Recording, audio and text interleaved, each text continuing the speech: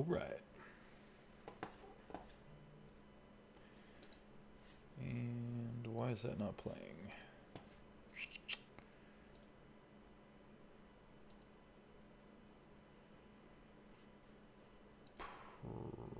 Probably.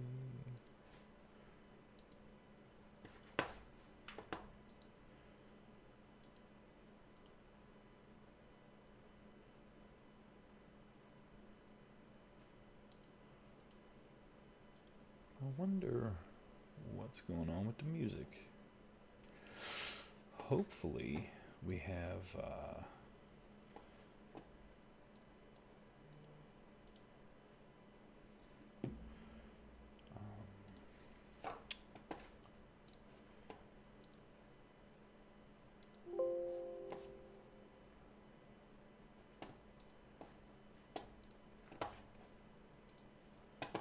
oh, there we go.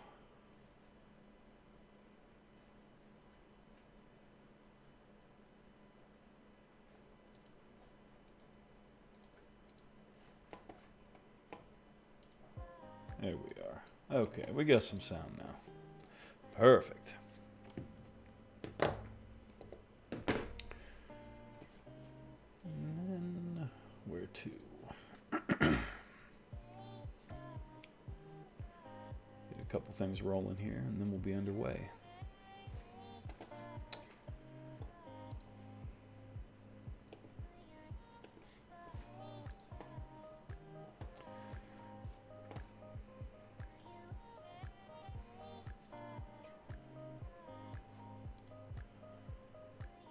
Good to go.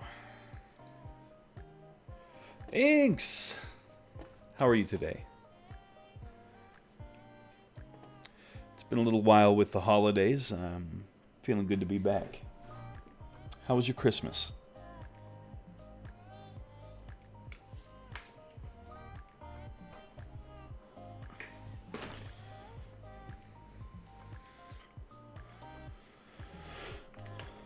Make sure I got this airbrush clear. Oh, shot some water everywhere here. How about that? Right out the gate. Make a mess. I don't know if I have too much paper towel sitting. That's no good. It says sore knee, so taking a rest day. I just noticed that you made a post on Discord. I'm sorry to hear that. I sprained my ankle a while back. That was bad. I've never done that before. I don't recommend it. Got new brushes. I saw your brushes. Those are pretty cool. I was looking them up. You sent me the link. Those are pretty legit. You get all kinds of detail with them.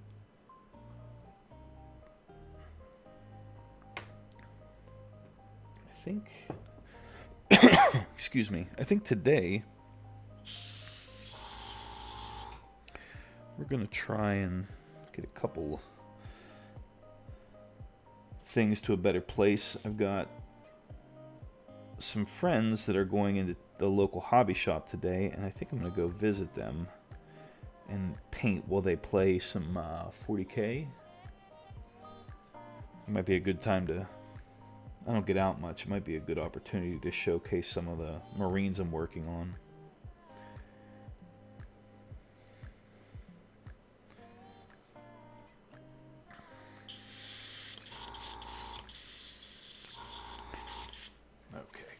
Good and clear here. Have you got to use your brushes yet?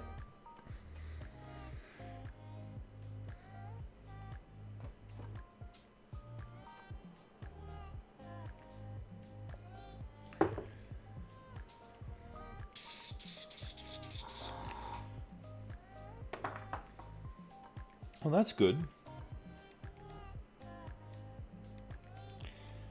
How are you finding them?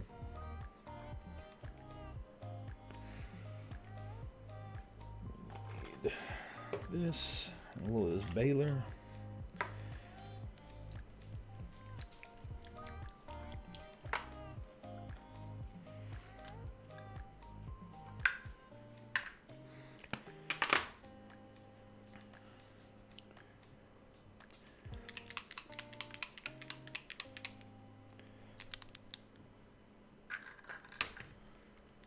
have here? I did festival with them.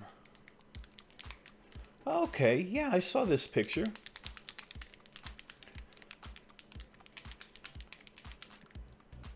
They're amazing. That's awesome. Yeah, good.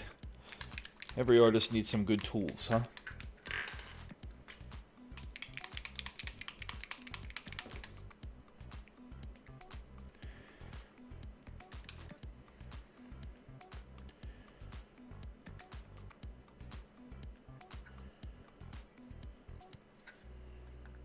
Mix up a little bit of paint here. I'm going to try and get these shoulder pads into a good place on a number of these Space Marines so that I can take them into town with me and do the brush work. Guess I should mix this up just a bit.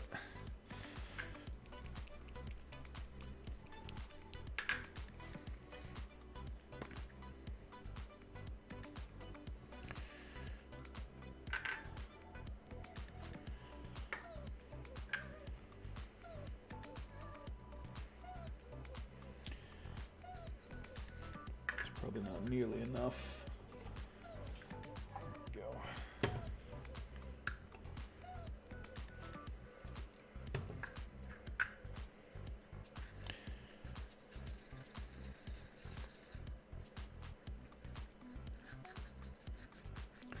And one, good evening. How are you today?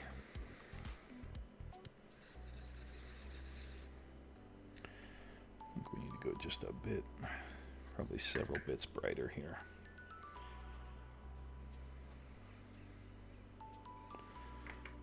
Another brush load of this might help.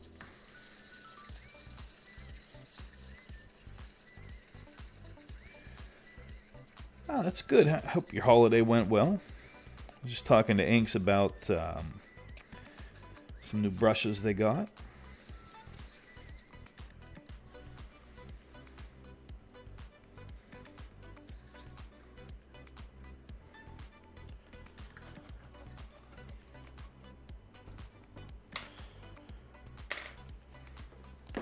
Hope the hobby elves were good to you as well.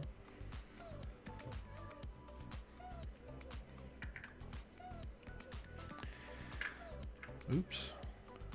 Hopefully that will stay. Nope. Okay, better.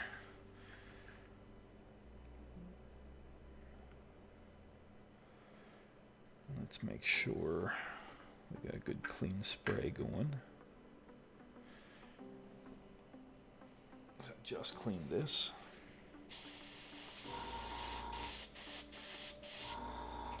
Seems good. My Christmas was nice. I got to relax, visit with some family. Family's always, a little bit bittersweet, but it was good to hang out and visit.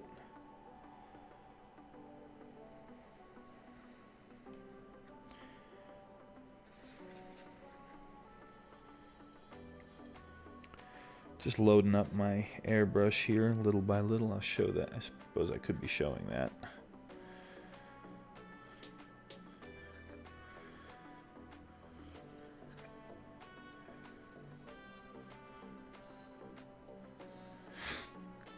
And what my intent here, I will show, is this is going to be our final result for the shoulder pads. This is my demo model.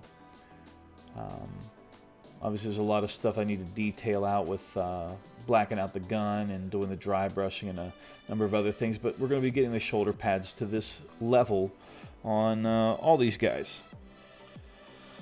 They're going to be going into this box here so that they can get taken with me into town, and we can do some more work on them. And so we'll start here.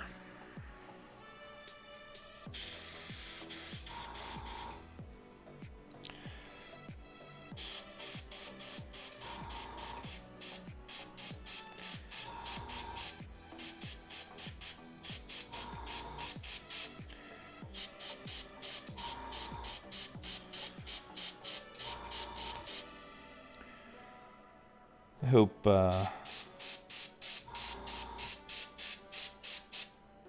Everything's going well this weekend. I was feeling a little under the weather earlier in the week. With that and how busy the holidays were, I didn't have a chance to stream at all. So having the chance to sit down for a little bit today is like a little treat in of itself. Suppose I could be in better focus here.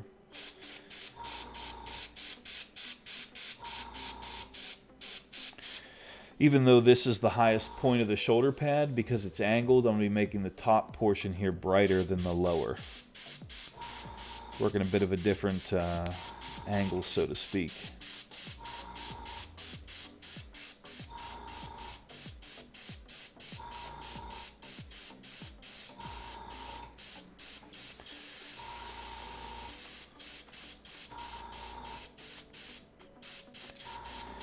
I think that'll give us a nice result. Because this color has so much red in it, it's the kind of thing where you just have to take your time.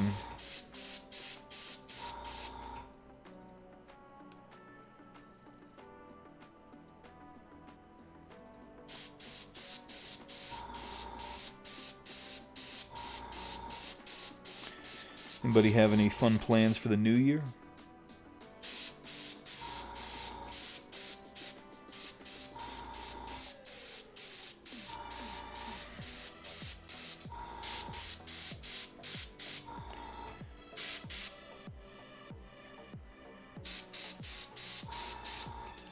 I think it's starting to look pretty varied. I'll reshade on that before the end. And here on this side, we'll build it up more traditionally.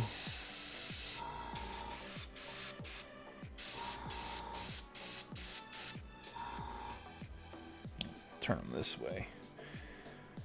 It'll be a little easier to see.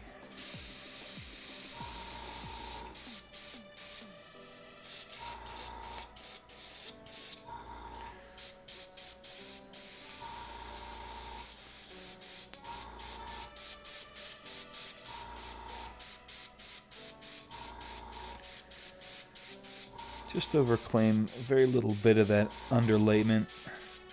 Blend the shadow and the highlight. Very little bit. Still keeping a good amount of contrast. Mind you, this can all be done with a regular brush. It just takes a lot more time to keep this smooth.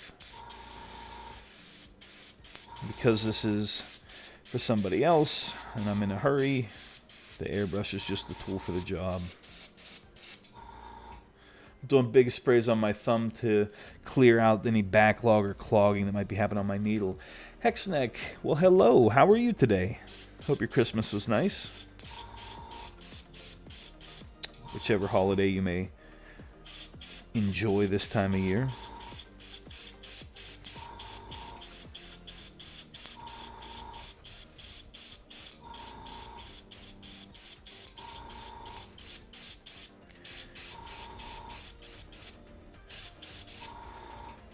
And there we have it. Some nice highlights and shadows. And again, we're going to reshade this. Hex says, I'll be painting My Little Pony with my children. Oh, playing My Little Pony with my children. That's cool. I think this guy is in a good spot. Put him over there to be shaded. This gent over here needs just a little bit more highlighting. He's a little bit further evolved.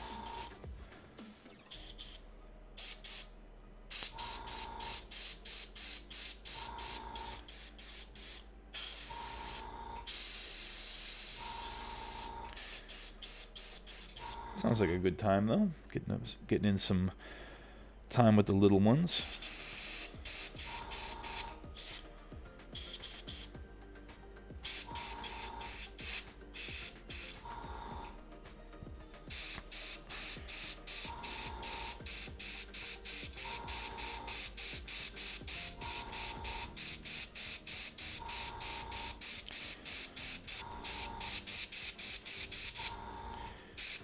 Just trying to get a little bit more of a highlight here. So we're getting in pretty close to the pad, just a little 10% or less spurts of paint.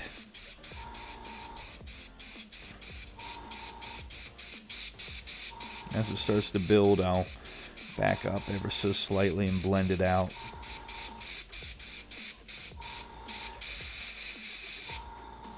And then when we look at it, we have this nice shiny spot at the top. Whoop. Sorry if I scaled off the camera there. There we go. Back to that nice transition in the back. Hexneck says, oh, okay. Send a link. Give me a moment. I'll take a look. Says a couple of days ago I did this.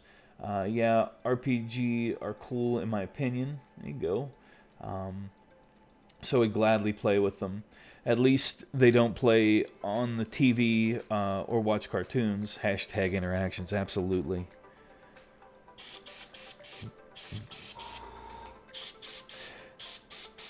Just because this paint's drying out on me, I'm going to take a few minutes here, or moments, and get this to a good spot before I pull up that link you sent. But we'll have a look at it here as soon as I get this in a good state.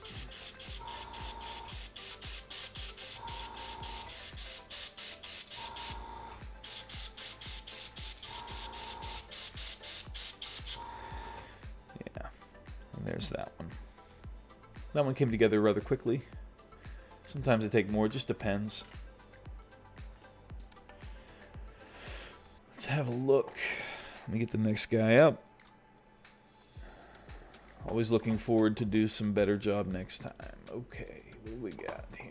Let's grab the old chrome here. Okay, so we have some Age of Sigmar here. Got the armor in a good place, working highlights and shadows. Working on the cloth. What specifically would you like some advice on here? What aspects are you looking to work more of on your next model? I like the color selection a lot. That blue with the fabric, the non-metallic. Oh man, I have very little non-metallic experience. I have done not a lot of it, mostly because it terrifies me. I should practice more. The non-metallic effects take so much time to build up that I have, to be quite honest, not put a lot of time into it. It's a good technique to start learning. If I was going to suggest you try any aspect before you start delving totally into NMM, it would be to wet blend. So where you have your highlights and your shadows and you're trying to do those stark transitions, perfectly fine, and they seem to be well placed. But what I would do is take that highlight color and that shadow color and try to put them on at the same time. While the paint is still wet, you'll be able to blend them together and make a seamless but well contrasted transition. And I think that will serve you better across all of your painting techniques, more so than trying to focus on something as specific as the NMM. Like, for example, does my cursor show up for you? Can you see where the little hand is on your screen? I don't know if that's part of it or not, especially on the shield.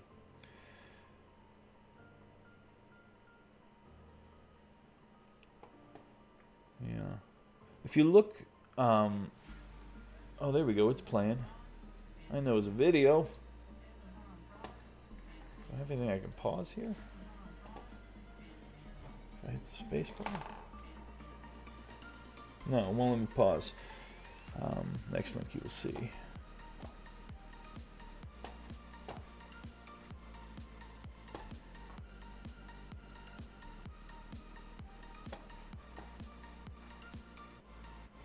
I don't have a way to draw what I'm talking about here. But if you look at his shin and you see where that shadow marker is, you have your recess down on the inside of it. And that's a good dark shadow. And then on the far outside of his leg, you have that good highlight. What I would do is take that shadow and place it. And then take your highlight color and place it. And then push the paints together. Like push your highlight towards that shadow. And when they meet, just agitate the brush. In a moment, I can show you what I'm talking about. And I think that will give you that highlight and shadow look you're after without going full, air quote, non-metallic metal. It'll give you that shine that you're after, and in a way that will suit, the painting of many different things. I've got to use up this paint before I can switch, but I will show you that. Well, actually, I'll do that as soon as I finish up this guy here.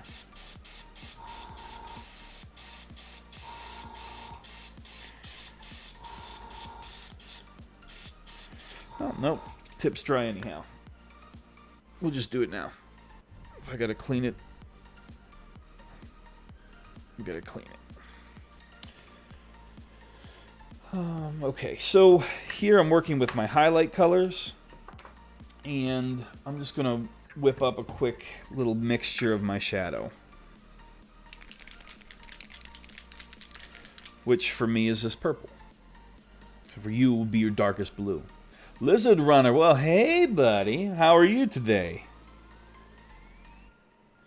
I'm not going to mix up a ton of this just yet, but one trick I like to do, even if it's my shadow color, is I will take a very little bit of my mid-tone or what have you, and I'll just add like a small amount. And it depends on your colors, how much is a small amount. There's no recipe for what exactly we're talking about here, but when you add a little bit of that, it'll help your blends. I mean, you can still see we're quite dark here, but when you go to do your blending, it'll show. Okay, and let me close this up. If anybody's not familiar with Lizard Runner, they are another streamer getting their stream back in order with the paint. I know I usually use a large brush, but because we're in a little bit more evolved state of the miniature paint, we're going to come back at it with a smaller brush here. I'm using there he is. I'm also using a kicker color to play around with this purple, so we're also going to be whipping in just a very small amount of this teal at the very end. So you don't have to get all sophisticated like this. You don't need to do a big 3-color thing to work this kind of blend. Lizard Runner says, what a rare treat streaming during the hours of a living human being. Yeah, a little East Coast afternoon here. So the question that Hex had asked earlier, Lizard Runner, if you weren't here, was, they shared a model that they're working on, and they're working on non-metallic metal, which I am not super well versed in. And my recommendation is going to be to work some wet blending as a more intermediate technique, get better at that technique, and then start working on some more advanced things like non-metallic. This will serve you as a technique that you'll use once you get to your non-metallic and layering of things. So what we have here is our darker tone, and then over here we have more of our highlight color. But what we're going to do is get a very little bit of this on a brush. Even though we're only painting a little bit, you got to still have enough on there to get it to work. So what I'm going to do is we're going to work this corner here. I believe this will work well. I'm just going to take this little bit of paint. We're going to lay it down in there. Okay? And so this would serve, like on the model that you shared, Hex, as your darker blue. And then, I'm going to clean my brush. Not like super duper clean. But we're going to grab our next color. Again, you got to load up enough of it to get it to work, but you don't need a ton. And then we're going to start layering it up here. Okay? And now you see we're not... there we are. They haven't touched yet. I'm going to work the paints together just until they make contact. I'm not going to go any further. I'm just going to work the thing back and forth until the paints mix. Then I might drag out just a little bit across the edges. And what you're going to get is a nice smooth transition where the two colors meet each other. And then what you can do, if you want to get even a little bit more fancy with it, is you can grab an even brighter color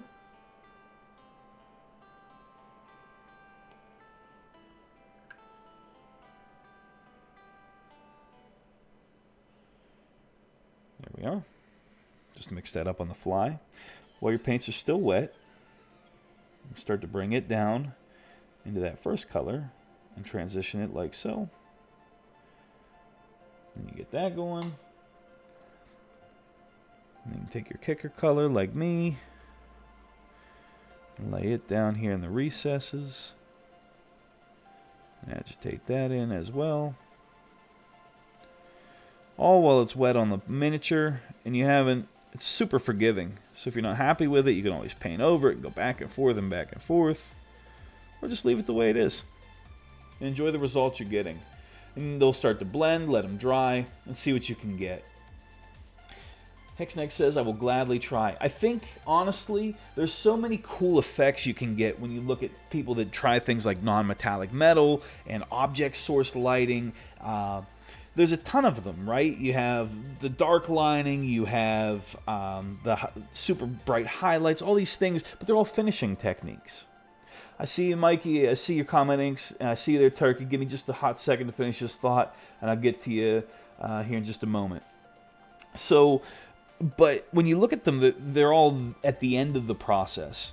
The thing that I find serves me the most is practicing all the lead up. Like, how do I get to the point where I can then do the finishing technique the best, the most efficiently kind of thing? It just serves me better. And then I find that those finishing little touches look even better because you have that good foundation. Turkey Jerky with the big wave. It's like, I'll try that on the next model. Thanks. Yeah, give it a shot. I think the sooner that techniques like this start to get employed in the path that you're on as a painter, the better it will serve you. Inks says, did you sort out the chat bot? Did I help you? Yes, Inks, you did very much. I don't have it turned on just yet because I don't have it where I want it, but everything that you sent worked and makes total sense to me. So thank you so much for that help. Mikey says, hey there at Inks, and good evening all. Well, good evening to you.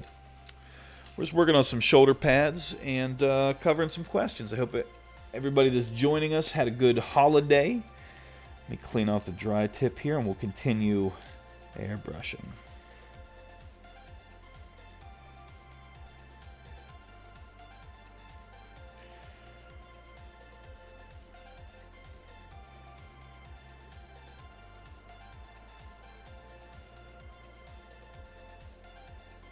There we go.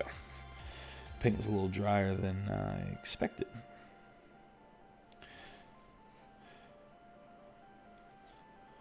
Just gonna make sure that we're clear. Good to go, I should hope. Okay. And so, again, for those joining us, we are just starting with the highlight aspects of these.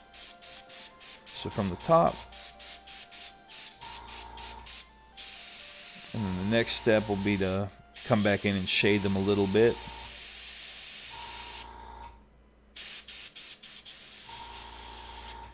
And smooth out this little highlight here.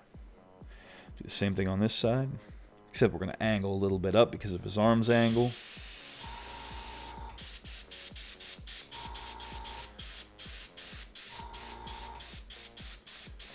Little spurts. Lizard Runner says, have you found a damp sponge gets rid of dry tips super well? You just poke it on the sponge and don't have to worry about damaging the needle. Oh, that's a cool idea to use a sponge. I have a little Teflon toothbrush for cleaning paintbrushes. I like that very much. This had just been sitting for so long that I wanted to scrape it clean, make sure I had it, no buildup. Also, I don't know, Lizard Runner, have you ever airbrushed with Scale 75 paints? Because I'm finding that they have something in their medium that causes, like, I don't know. I don't love it. I don't know if it's talc or what it is, but it's offensive. But the colors are gorgeous, so I tolerate it.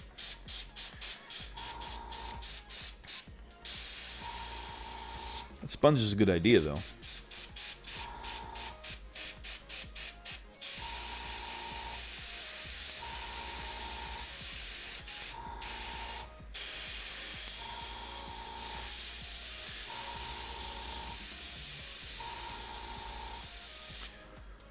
Hopefully. Oh, I suppose if I was in better focus, maybe you could follow here. I'm sorry about that, guys.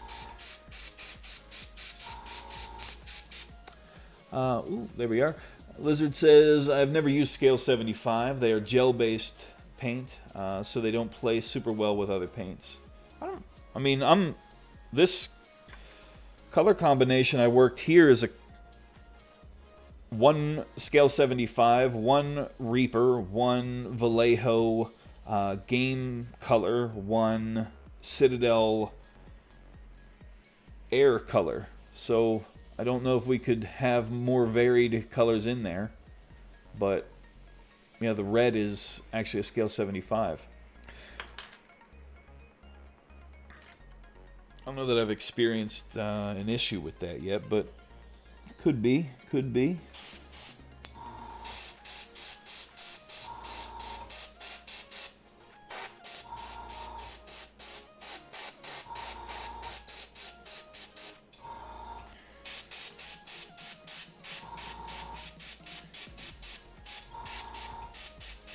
I don't own any real Scale 75. I just really enjoyed this burgundy color when I saw it. I think, yeah, it is. It is the only scale color that I have. So don't play super well on a wet blend. Yeah, actually, these cloaks were all wet blended and then airbrush blended at the as a finishing technique, just for tabletop. Nothing super crazy. Mikey says that Lizard, that's not true. I second Chris, they work just fine.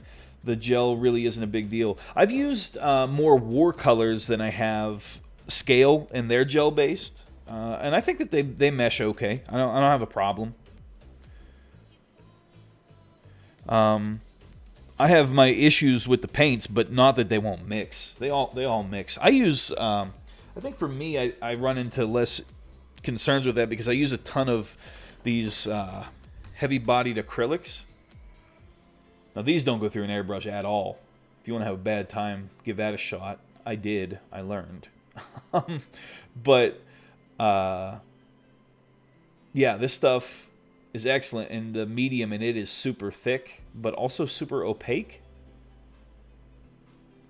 And I mix them together with hobby paints all the time.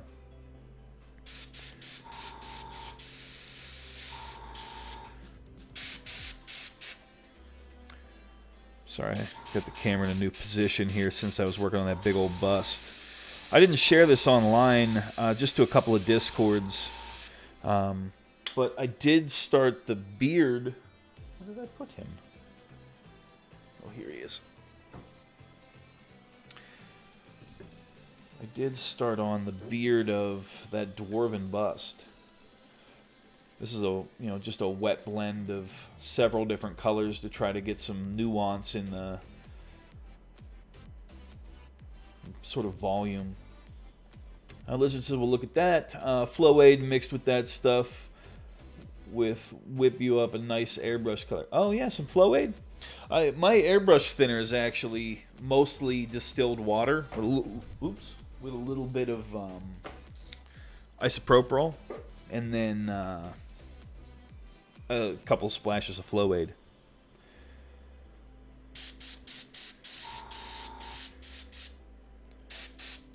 I just thought the pigment density would cause problems.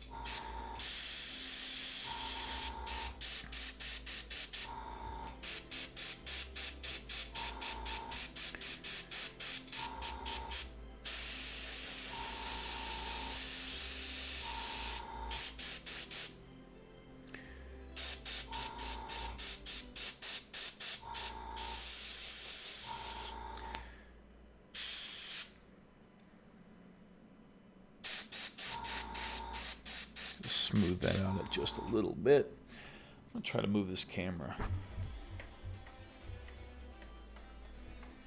Look at that paper towel, I'm sure of it.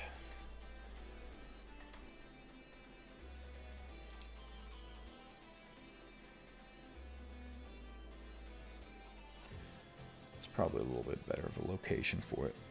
Okay. Ooh, pretty. Mikey says, at Nomadic, Liquitex makes an airbrush medium specifically designed for heavy-bodied acrylics. I've never shot them myself. Used to use it with P3 paints, but now I just use the thinner. Okay, that might be something to look for. I have a number of mediums from Liquitex and Golden for that matter.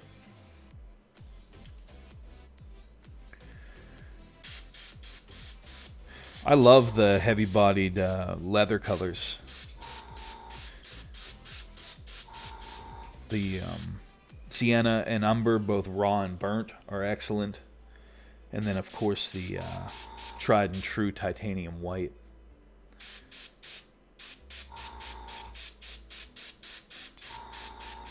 I think every model I've painted since I picked those up has included them.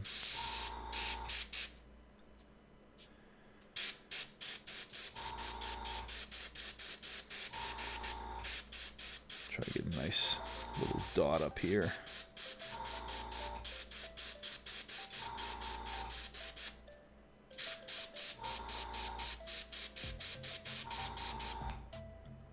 There we are. I was saying earlier, I've got some friends going into a local hobby shop, and I'm going to go paint for a little bit down there with them. And so I'm trying to get these in a good enough place to travel. I'll do some brush painting. Mikey says, I have had a problem trying to shoot scale 75, but people have told me it's the alcohol in the thinner that doesn't play well with scale 75. Huh. Well, I do use ISO in my thinner.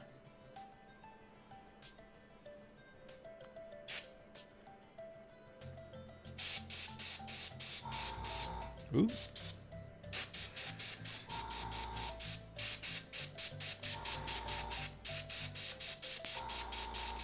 I suppose.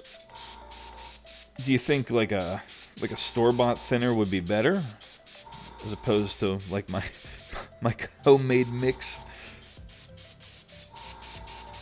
Just being frugal is all.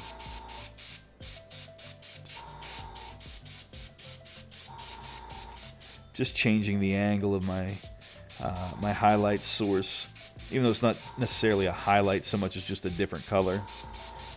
Concentrating the brighter, more burgundy tone up here because his arm angle's changed.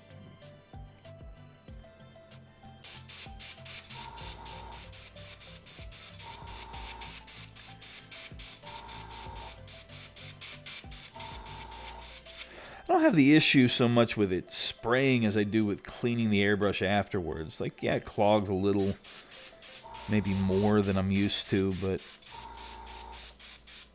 for the most part, I own Vallejo and P3, and they seem to spray okay, no problem. Do you mix in the pot? No, I mix in like these little, oops. I mix in these little cups, and then I deliver with a paintbrush. Sometimes I'll mix in the pot. I'm not gonna lie to you, like it happens. I'm lazy. Like if my mix is off, I'll drop it right in. But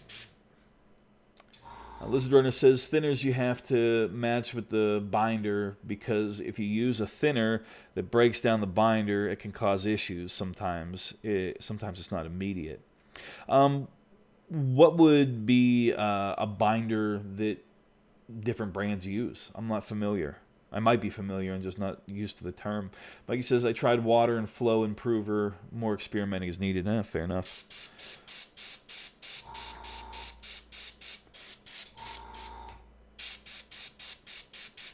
I'll do some research on this.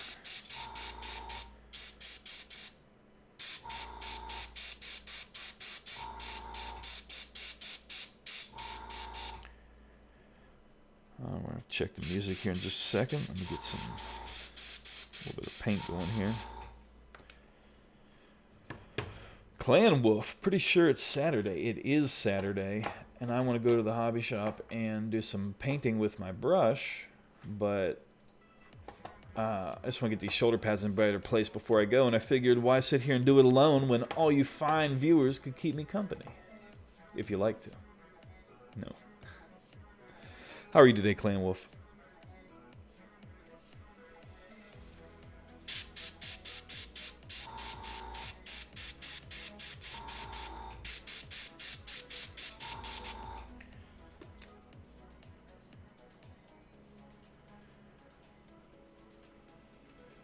between Christmas and New Year, there's no way to tell. That's a fair point. Yeah, we gotta get a little bit more on here. Make sure we're in focus.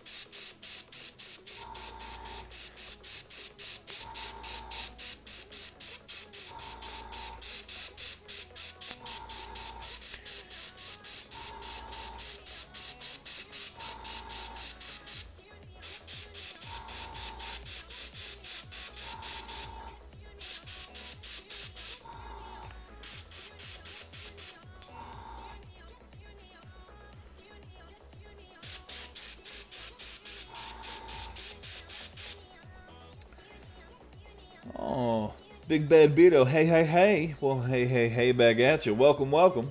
Clan Wolf is working. Blah, blah, that's right. Hopefully we can give you some solace here, offer some break from the mundane.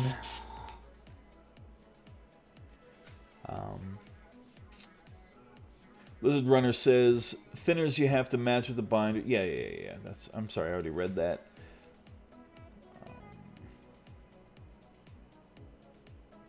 We got the tactical booty, says your thumb. Yeah, I should have put my glove on, but I already sat down and they're across the room. I didn't want to disrupt the streaming. Definitely going to have to scrub it before I go out. The last time I was painting this, because the shadows in purple, I was back and forth, this bright red and the purple back and back and back. Somebody thought I had been, like, smacked my thumb. It's like, if my thumb ever actually turned that color because of, like, an impact, we're going to need a new thumb, you know? There you go, Mikey. Soap is cheap, no doubt. Big Bag Beardo, we're doing all right. How were your holidays? I hope things went well.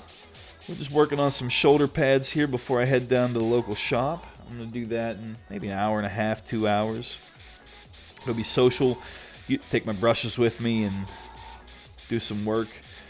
But I don't have, can't take my airbrush with me, so we're just getting some highlights where they need to be so I can start trimming stuff out.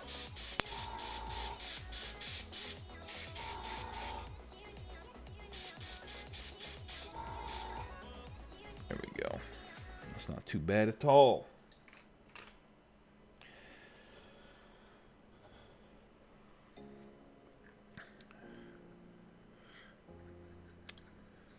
Beardo, do you paint yourself? Do you yourself paint? Try to make better sense of what I'm trying to say here.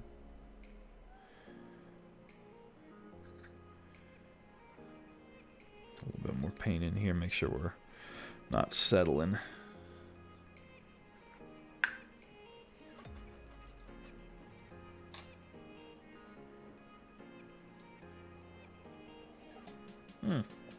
Well, Mikey, I'm glad we were able to catch you.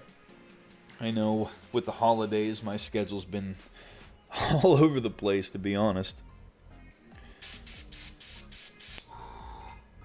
Where's my phone at here? Trying to make sure nothing's popping off here while I'm out.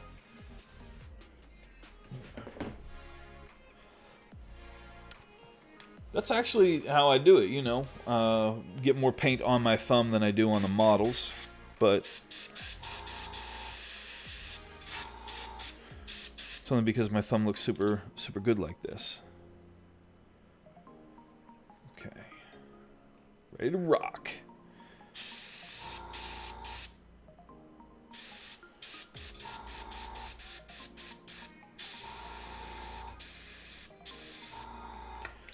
Actually, I think I'm going to put the guard on here, because this is starting to get tacky.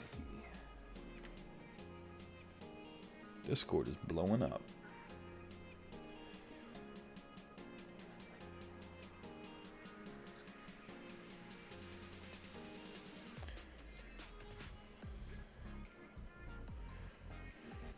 Okay, much better.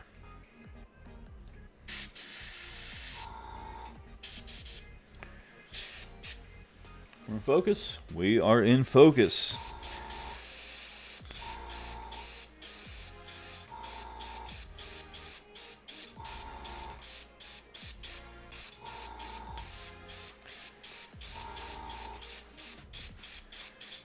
This might call for a little bit more highlight to it. Not getting the transition I want, but at the same time, this particular shoulder pad doesn't have any shadow color on it, and so it might just be appearing this way without enough contrast to show. That's why when sometimes you'll see people post on Instagram where they've just worked one little section of a model. It takes a seriously advanced eye to notice that you've got things where they need to be without having more of the model around it completed to demonstrate.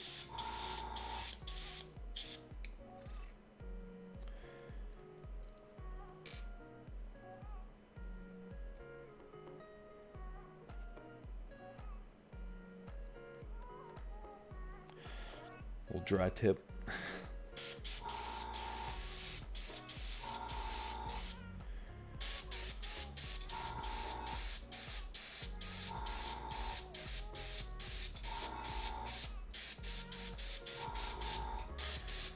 There we go.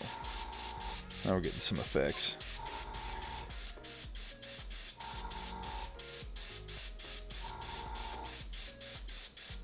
Not too bad at all. Anybody have anything fun planned for the weekend?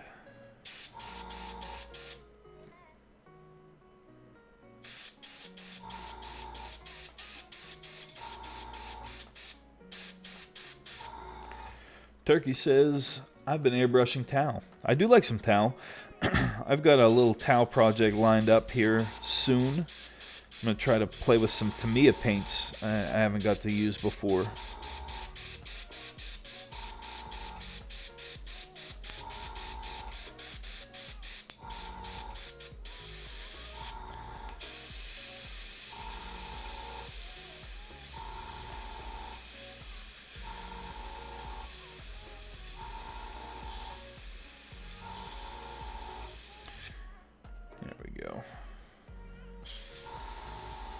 Get in there super close, trying to get some little bright white highlight.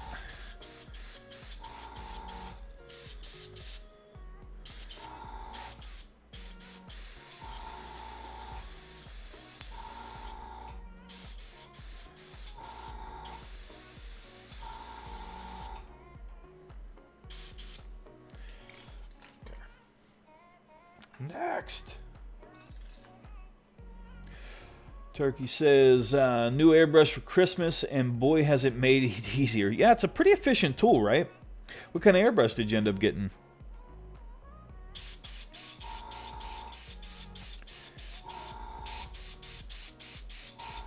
I feel like every time I pick up my airbrush, I learn something new about it.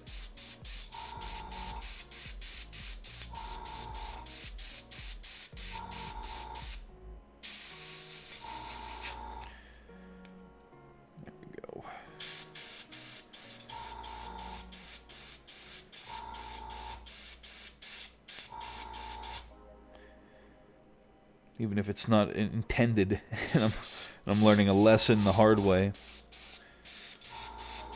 Very commonly about why I need to do my clear out sprays on my hand or something off to the side.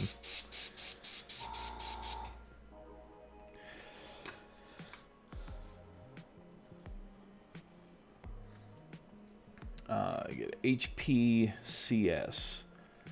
Am I not familiar with a Hobby Pro CS? What does that stand for?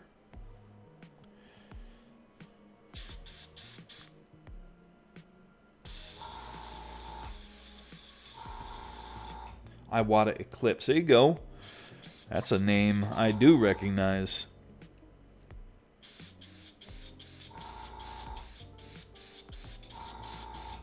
That's a really nice airbrush. Just have my Badger Renegade Chrome over here, old workhorse.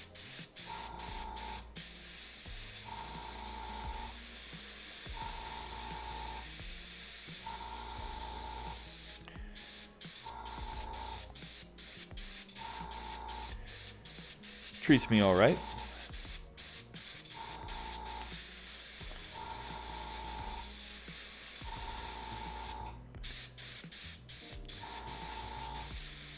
would like to think that, if they ever wore down on me, that I would try to, pick up something newer.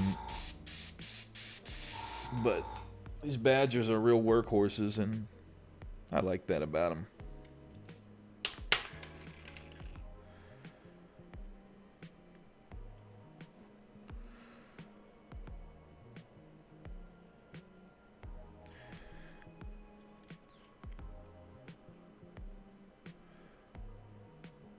Turkey says, I've heard good things about the Renegade. Yeah, a lot of people enjoy them.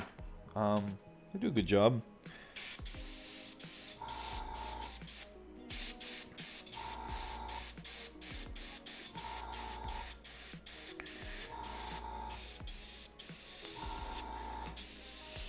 What do we have here? What is this? Why is that loose?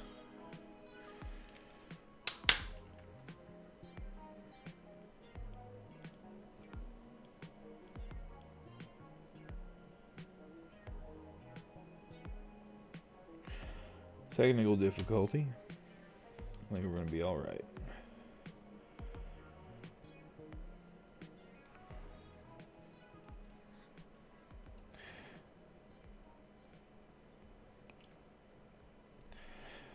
It's just fussy that I haven't cleaned it in a while, I think.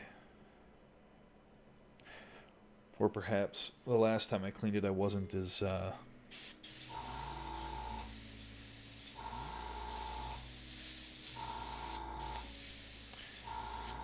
Yeah, we're dealing with some serious cloggage here.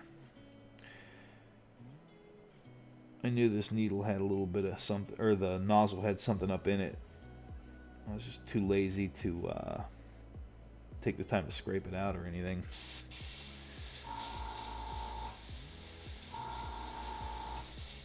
There we are. We got it cleared now, hopefully.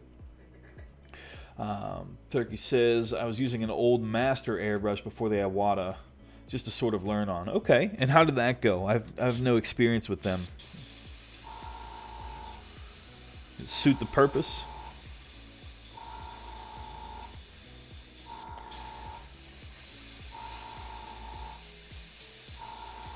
I imagine. I've heard like they do a good job.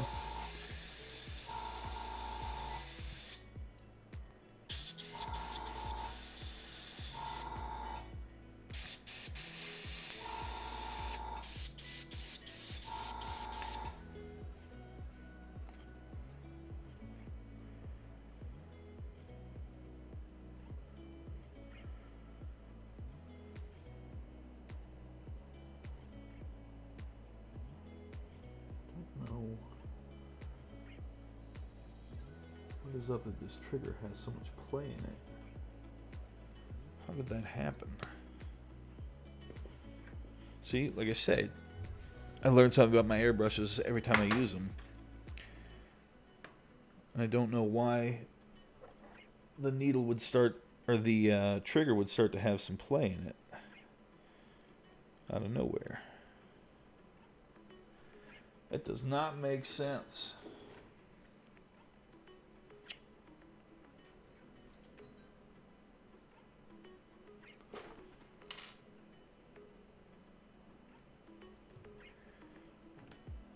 Fire up my Sotar here in just a second, but I don't know where its needle is. I took it out when I cleaned it. Let me see if it's handy.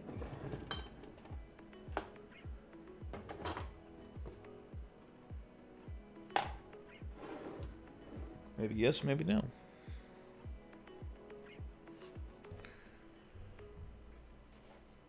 Did I put it away for safekeeping? Let's have a check.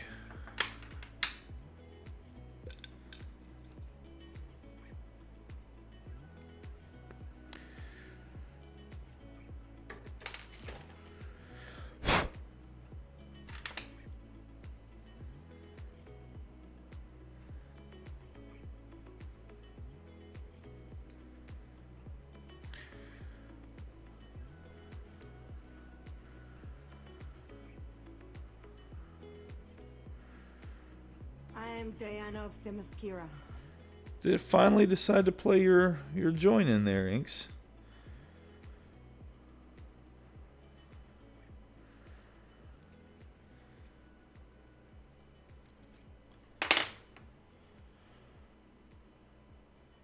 Tactical says to Inks, good morning. Tactical says, I have coffee now. The world may live. That's funny. Having some little airbrush difficulties here, so bear with me a moment. You been working on anything fun, Tactical? I saw you were posting up about some projects and deadlines.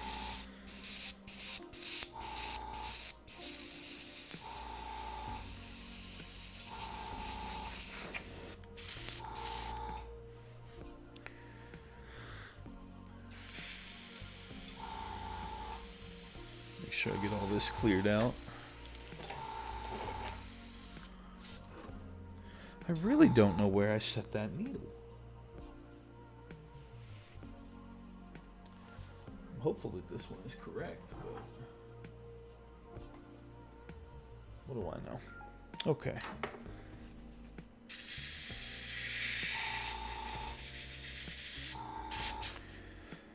Let's see if a little bit of this will go through without a problem. And if so, we'll go from there.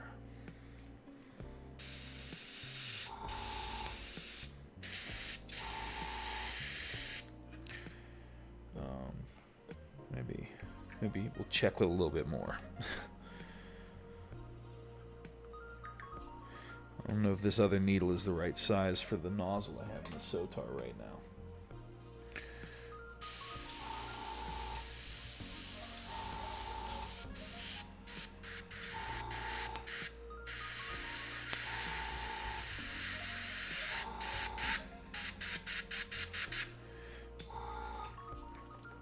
Set that over there for this second. Let's see what we've got. This might totally make a mess. It might be fine. Let's see. Good thing Tactical. Oh, you got it done. That's awesome. No, deadlines can be stressful.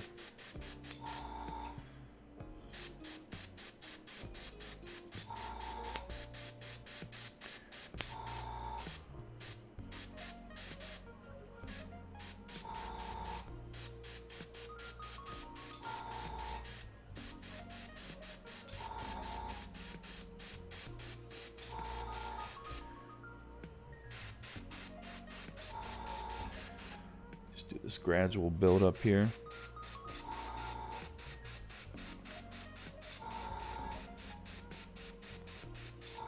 Again, red's one of those colors that just needs to be kind of encouraged.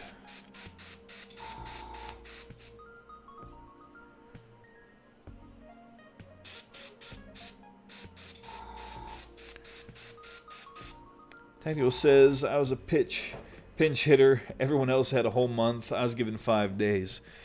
Well, people are rarely impressed with what you can do with all the resources and all of the time. It tends to be the things you can do on the fly that are exciting and impressive, and all those impressive things. So yeah, you handled it. And that's awesome.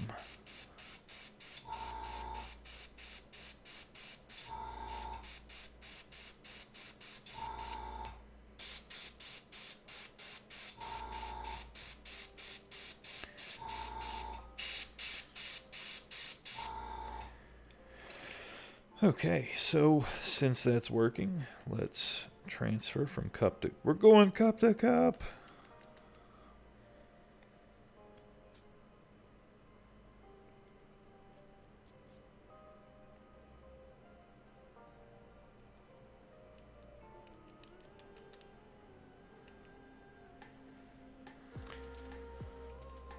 Just let that soak.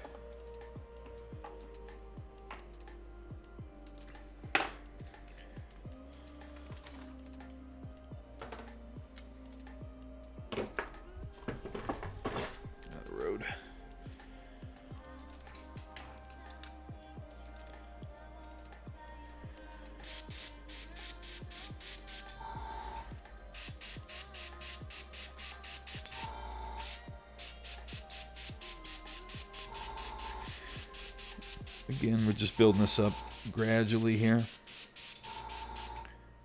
Tactical, I didn't notice how many How many paintings did you have to get done?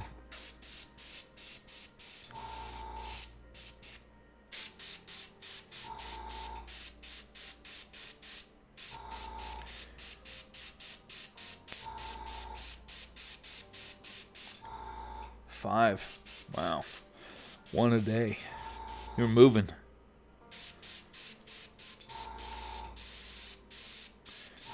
Did you at least have the concepts ahead of you? You weren't trying to come up with like what it was going to be or anything?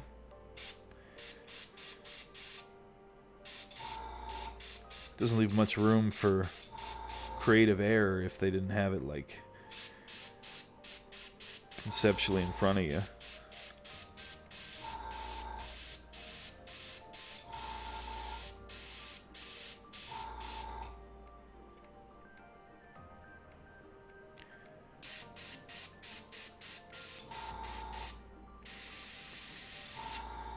Splat. This is not what you want to see.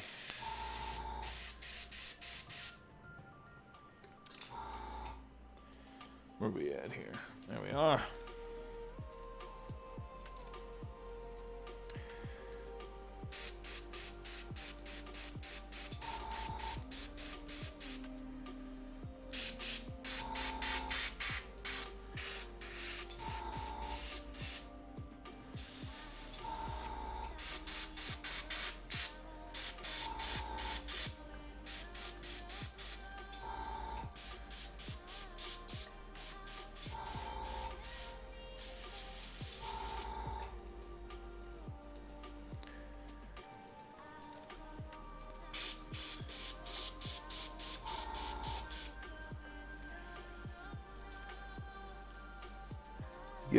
Tactical says I was given a prompt, but it was a writing prompt, and I'm not a writer, so I had to work with what I knew.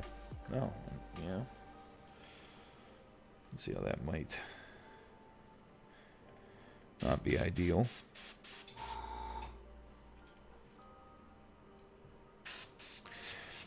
What happened that they were that far behind and giving you any kind of notice?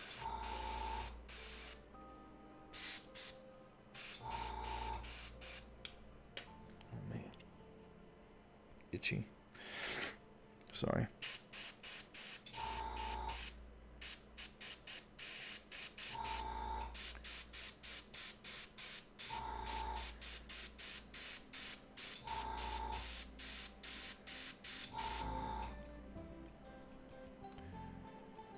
Oh, Turkey, I'm sorry I missed a couple things up there. You said $25 airbrush you can kick the mess out of and learn on it. And if you break it, you won't cry over it. Understood. Oh. Sorry, I missed that. For sure. Yeah, it might be spring related. I'm not certain. I gotta get that thing cleaned out and opened up. To say the least.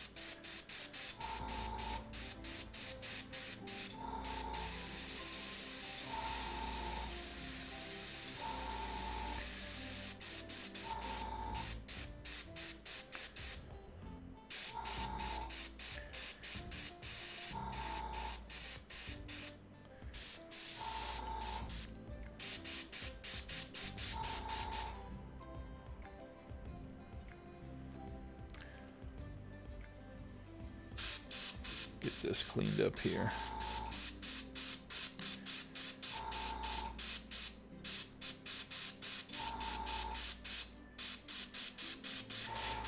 Here, because it's just the initial highlights, I can be fairly sloppy, and then I'm going to come back through and shade it.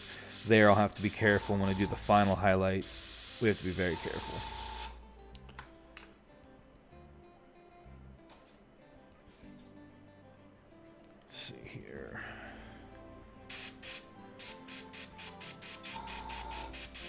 This one's already in a pretty good place.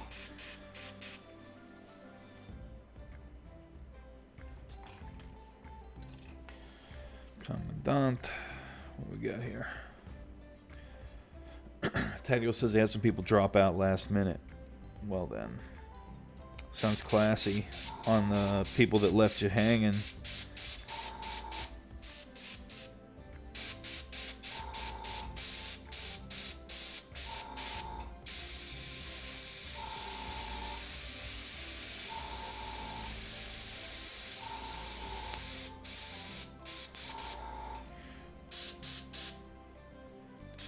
That airbrush is going to go into a sonic bath here after we're done with this.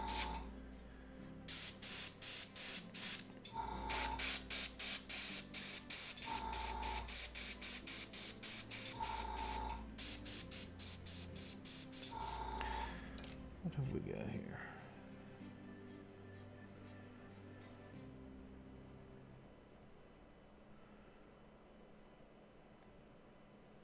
See what kind of build-up we got going on in here.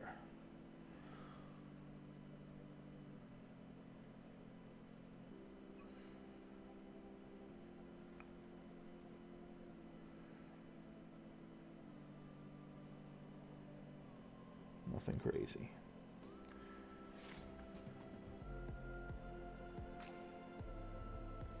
Okay.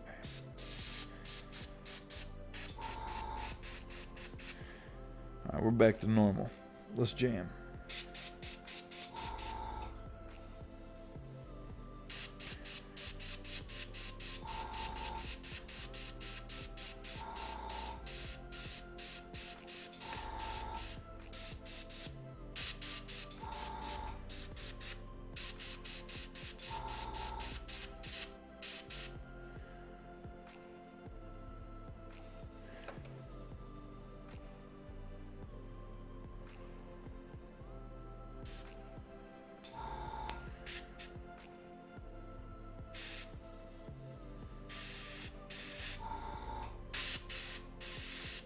Little sprays.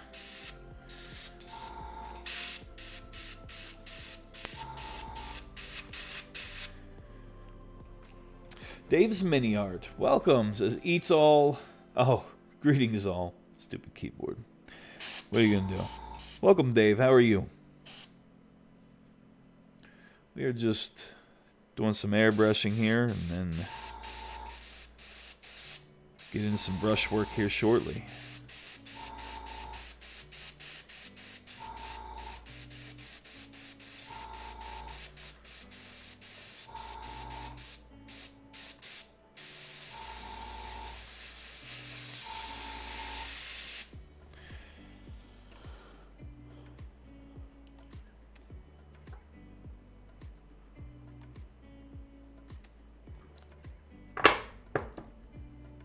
Let's see. These guys are in a good place. They can go in the box. Box. 1, 2, 3, 4, 5, 6, 7, 8, 9, 10, 11, 12, 13, 14, 15, 16, 17, 18, 19 of them's not bad.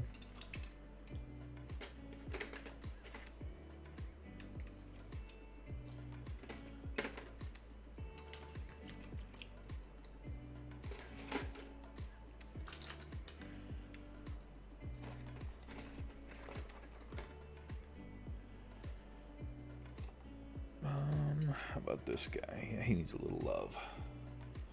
Dave says, it's just a bit frustrated trying to get my new camera to work. Oh, what kind of camera did you end up getting?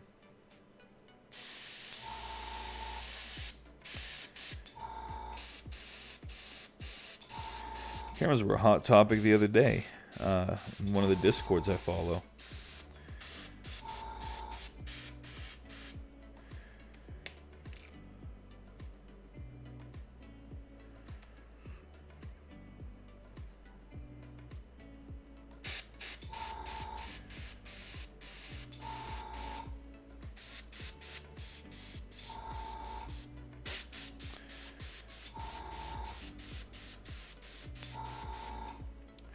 A G7. Is that a Lumix? What that is? The G7.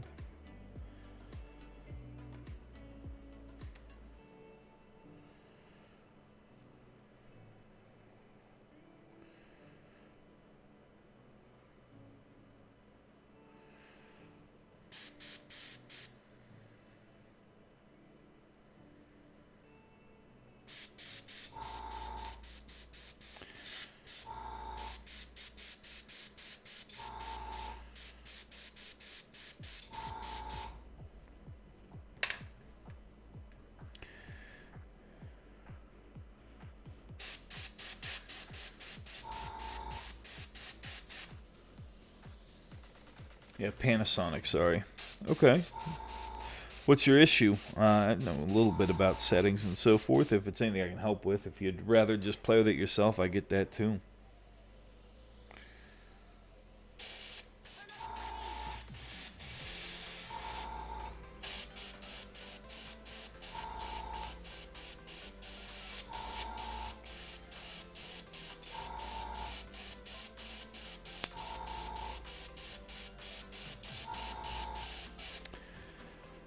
My PC to see the camera. You got it connected through a capture card, I assume?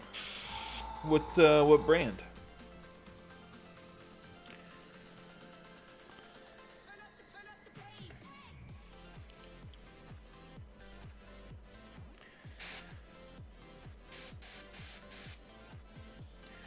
So Black Magic and Elgato we got.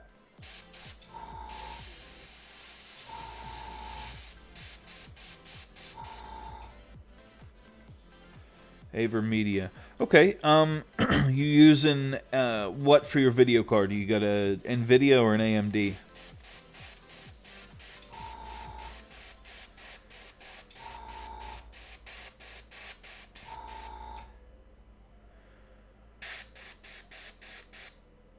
NVIDIA. If you right-click in your tray and go into the experience, like the control panel, let me find it. Yeah, you right-click it and it's got the GeForce Experience or the control panel. Go to the control panel and on the left-hand side, it should have a change resolution for display option. When you click that, it should show all your different display options for like your monitors. Your capture card should display as one of your monitors.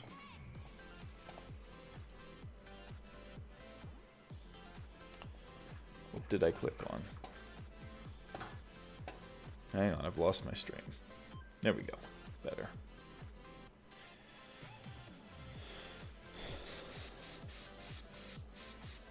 Let me know if it shows up there or not. If it doesn't show up there, then you've got your issues with your capture card, and you got to get that driver corrected or whatever. Seems to be the issue there.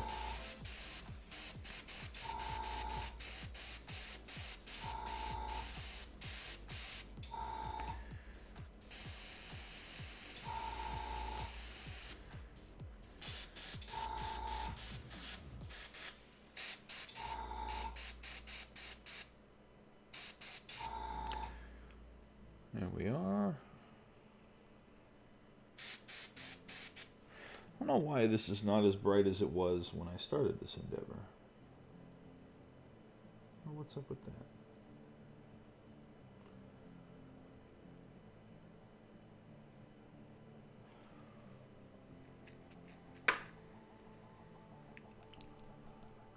But have no fear.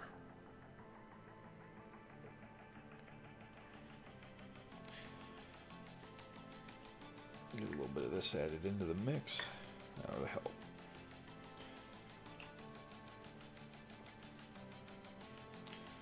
You know if you have any issues finding that there, Dave.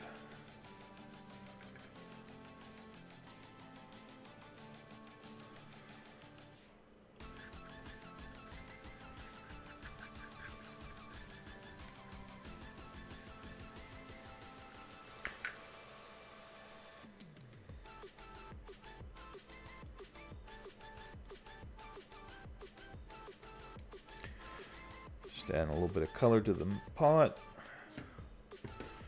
While I'm at it, I'm going to soak up a couple little droplets of thinner. Add that in as well.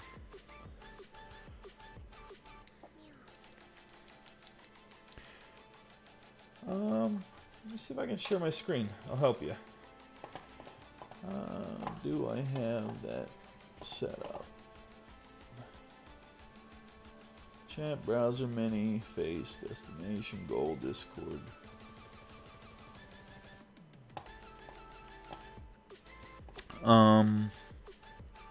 Dang. I do not.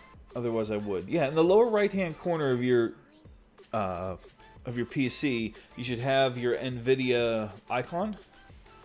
I got you.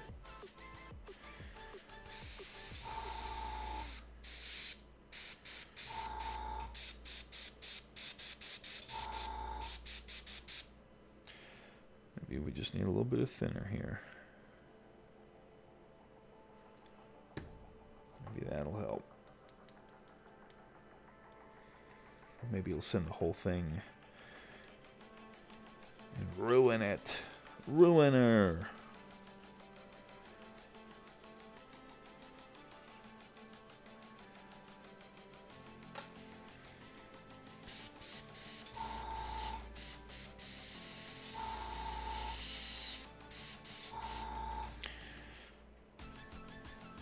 Of the dashboard up. Yep, so on the right hand side under displays you should see the option for change resolution.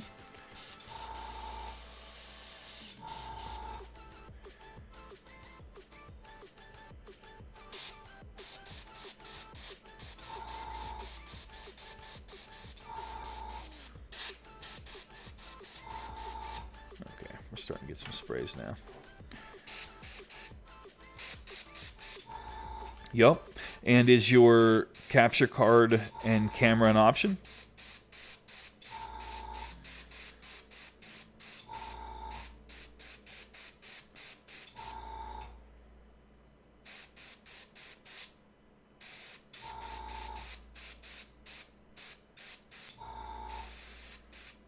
Nope. Okay. So did you install the software for your AverMedia card?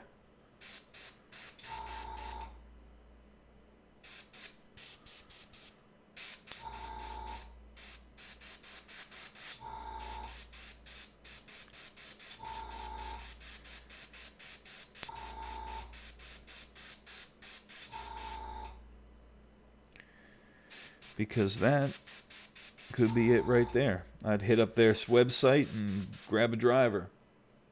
Trying to run it through HDMI. But connected to the AverMedia card, right? Not connected to the computer like you would a monitor. You got to connect it through the capture device.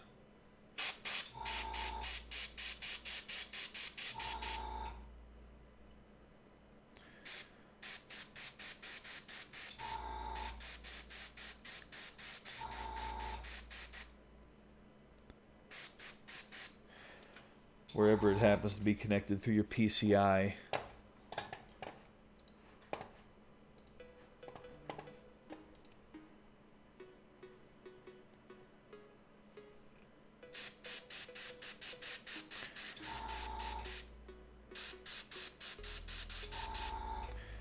Connected through the device in USB.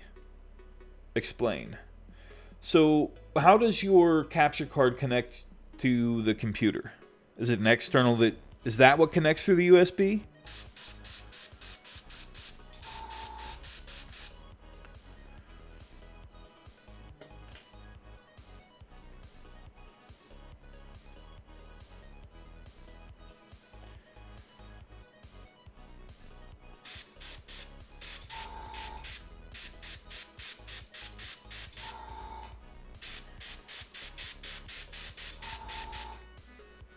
External and plug in with you. So the way this works is you have your camera, and then it has the HDMI run into your external AverMedia capture card that has a USB connected to your computer. Is that correct?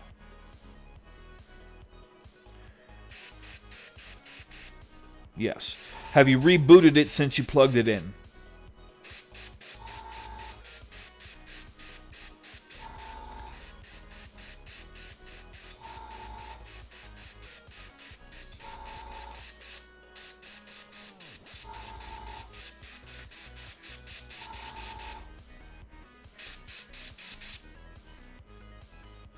Yup, okay. So, if that USB didn't automatically pull its driver, I would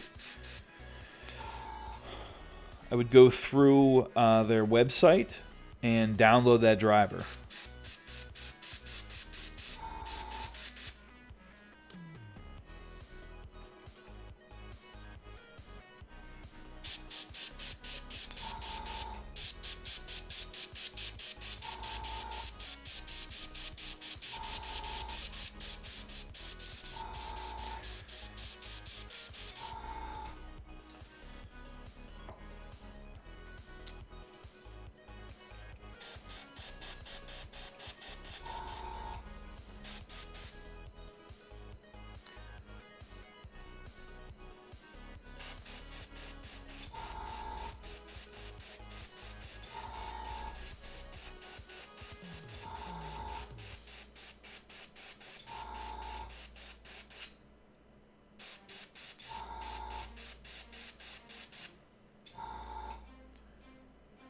bit over here.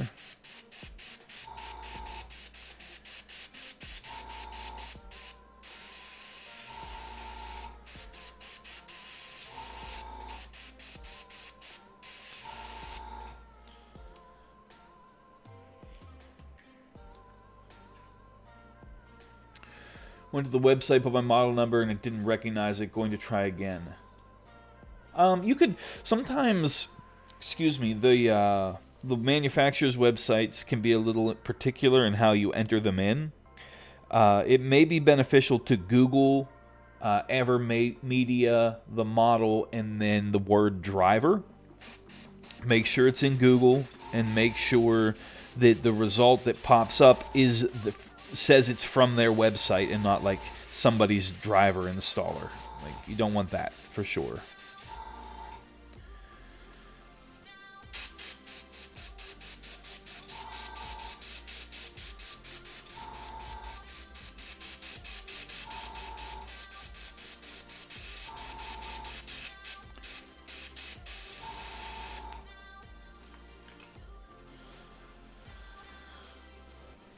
Smooth.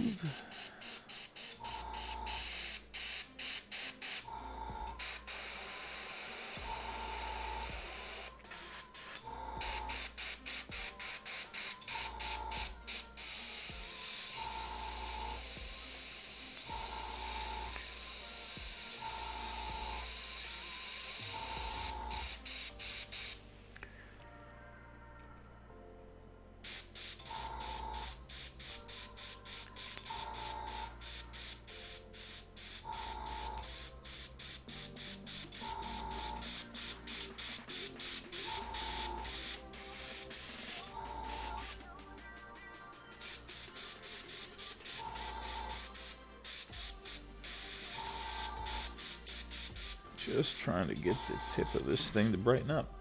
I'm going to try again. Okay, cool.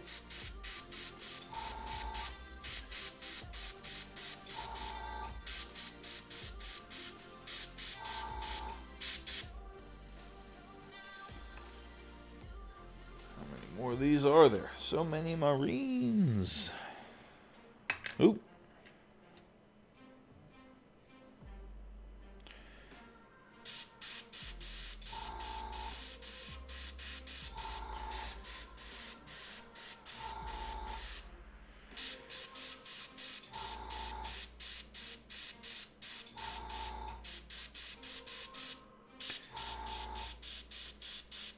There we go.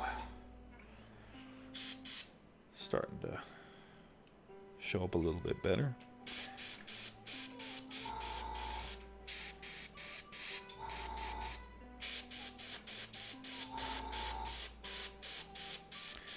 been kind of nice. Today's quiet.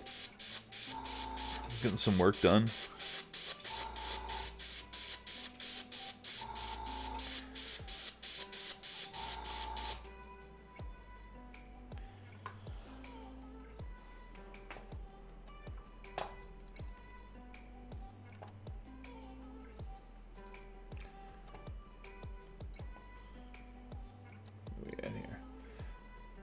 I saw your message there, Tactical. Just give me a hot second here to move a couple things around here on my desk.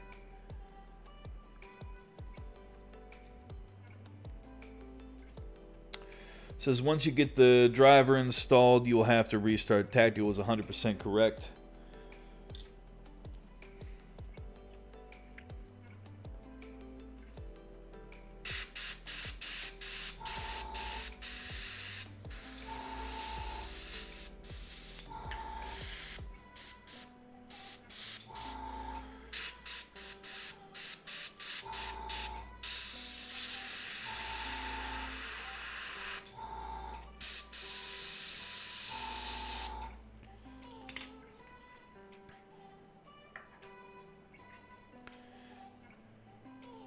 Yeah, I think that guy's good.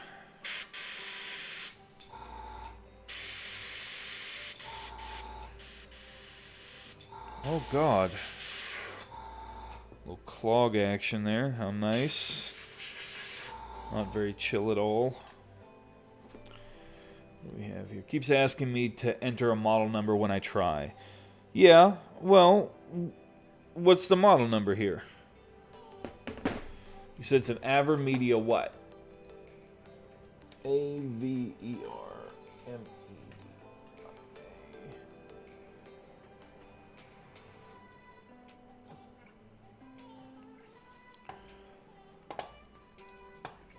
It's a GC553.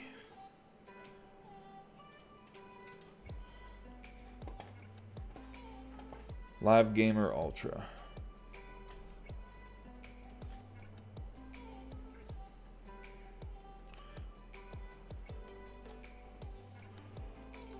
Well, clearly exists a 4K capture card, correct?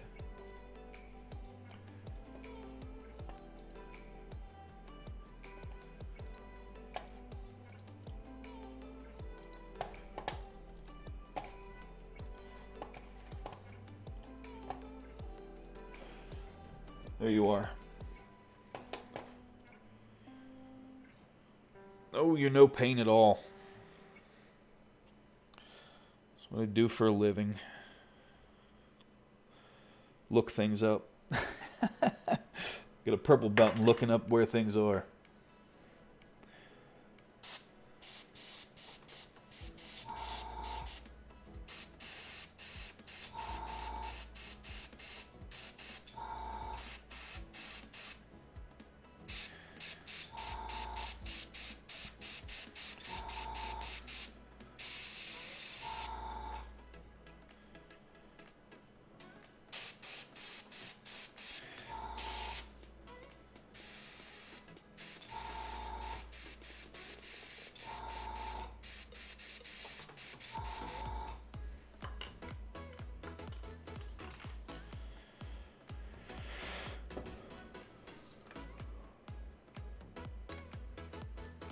I got you.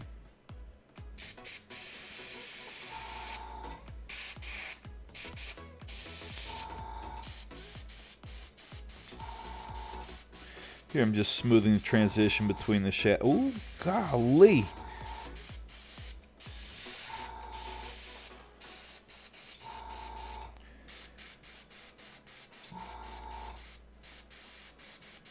think it's just telling me I've done too many. I need to relax and do something different. That's terrible.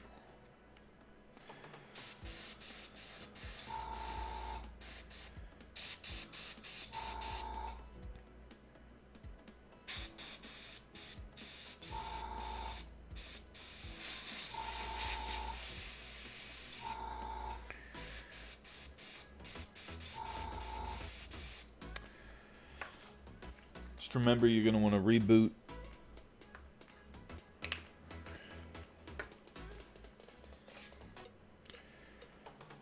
Let's check this guy here.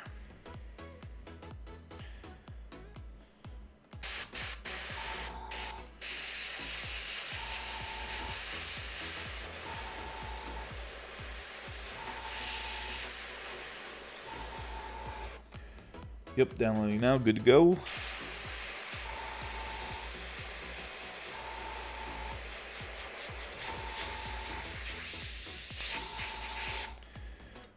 Yeah, this is bonkers. We're gonna be done. Here's my spray chamber here. Yeah, the road.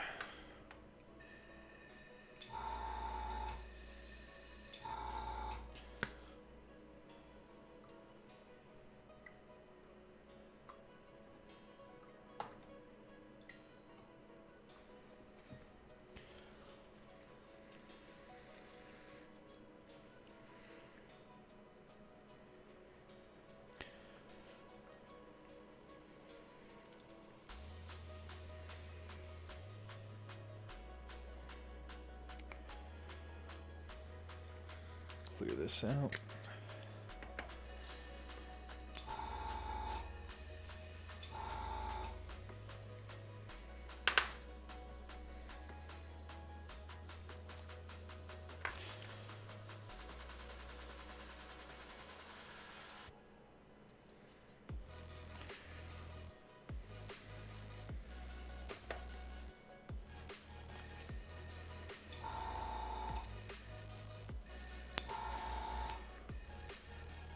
I'm hopeful that'll work for you, Dave.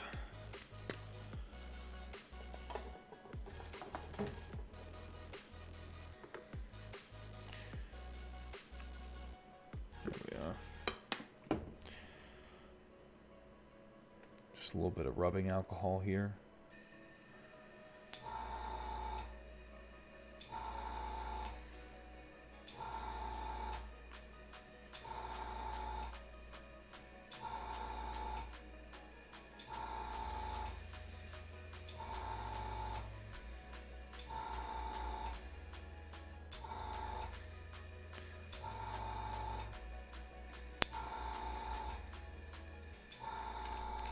Sorry about the camera. Didn't mean to smack it there.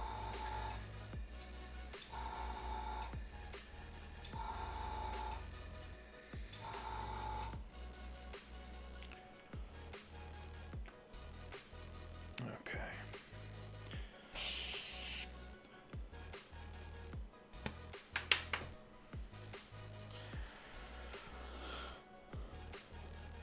I think that should give me plenty to work with while I'm out and about today.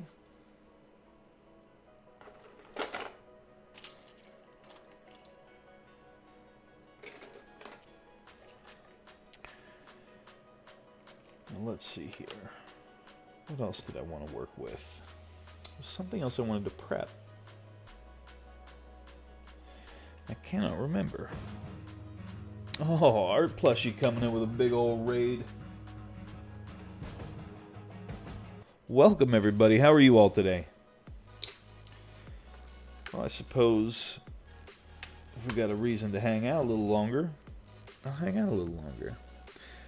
James Riv says, I'm here for the raid, but I forgot my weapons. Just look a little concerned. Okay. Small, humble pile of precious beans. Look at you with your beans. Calling people beans feels odd. But welcome. How's everybody doing today? Art Plushie, what were you working on? How'd things go? It's going to be roughly tomorrow where you're at.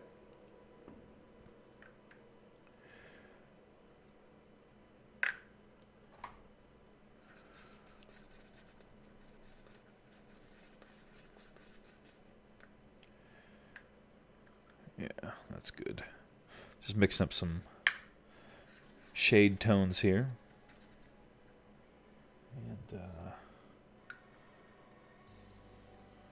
bit of thinner.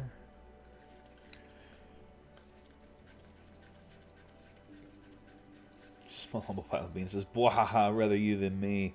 Back to nights haunted with night haunts. Okay, yee 2 a.m. for me, so time to make some nom, then nap. I suppose. Adult things, or so I'm told. Okay, alright, Art Plushie. We got Internet John. Internet Jojen? Is that how you say that? Is she in tomorrow, or are you in yesterday? See, now that is some introspection right there. Welcome, everybody. If you're not familiar, I am Nomadic Chris, and I will show you what we normally work on in here. Just get a link here. Cut.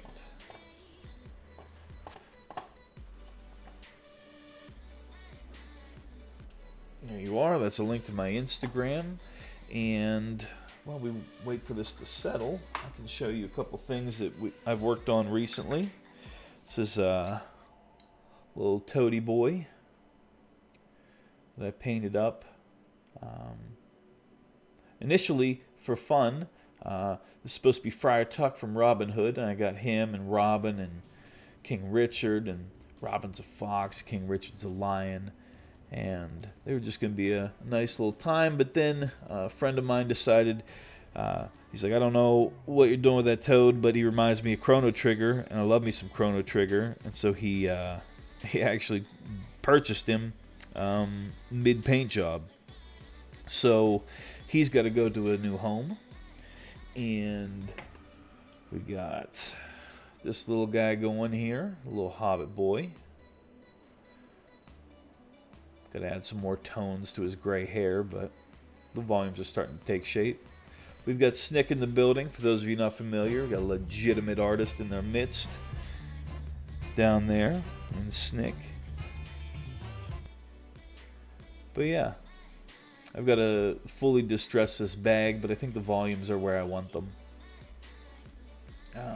Refine the vest a wee bit as well as the pants, but the textures are taking place. We're starting to get some legitimate shine in the vest and some legit wear in the pants. I'm gonna try to clean up this lobster claw of a hand here. The sculpt is a little off there. You can see where I started chipping away at it a very little bit, but we'll clean that up, as well as the scalp line. But he's coming along. And as promised, we have Robin the Hood. His eyes need to be tidied up, but I think they're starting to take shape. I'm thinking about giving him a yellow hat, because that's what he had in the movie back in the day.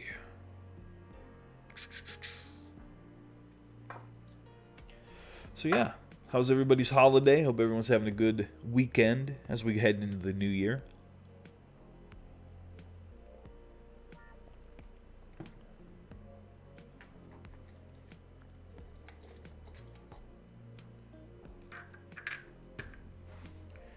Let's see here.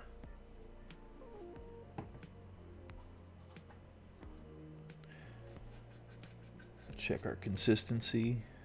Still quite a bit thick.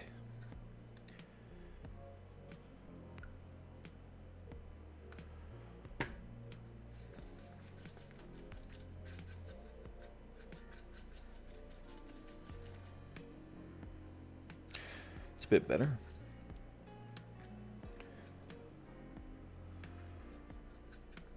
Maybe a little bit much.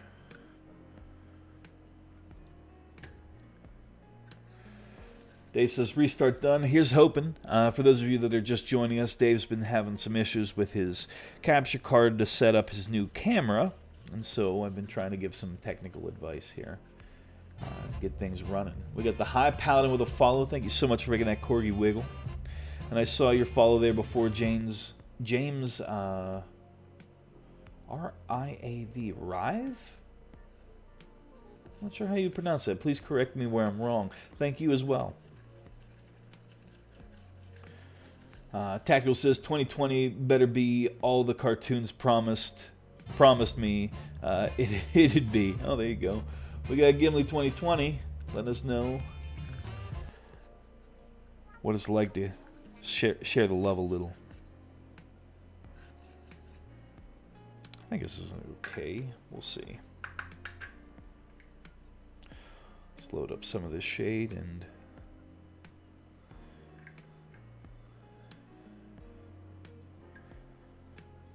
see what we get.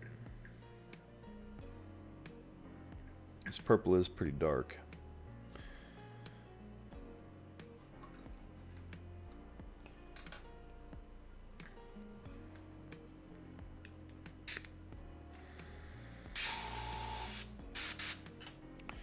Well, it seems to be flowing all right.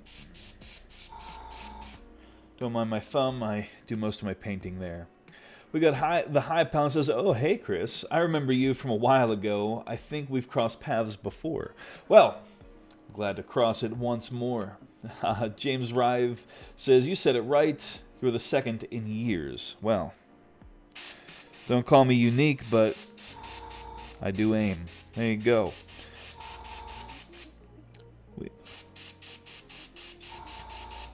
I've got about, well, I guess I can hang out here for another 40 minutes to an hour.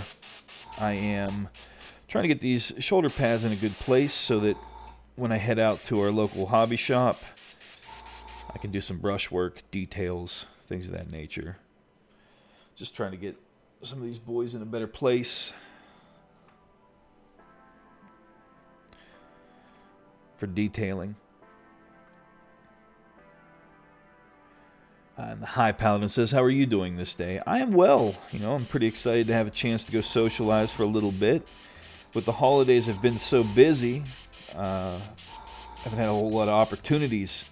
And I was also under the weather a little bit last week and starting to feel better now. So just a lot of reasons to feel good. And anytime I get to put some paint on a miniature, that's always a good time.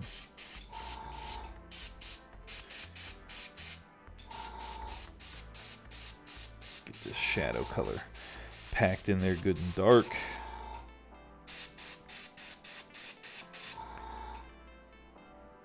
Hi, Paladin says, glad to hear that. How about for you? Hopefully things are well.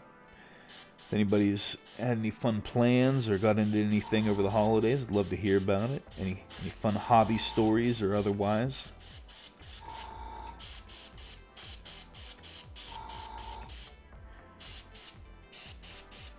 Just embolden these recesses a bit. Come back through and highlight them. The most important thing with any of these is good coverage and good contrast.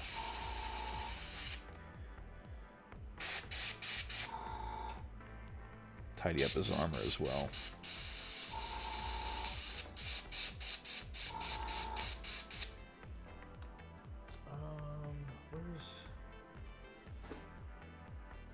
There's the fancy boy. We need this guy.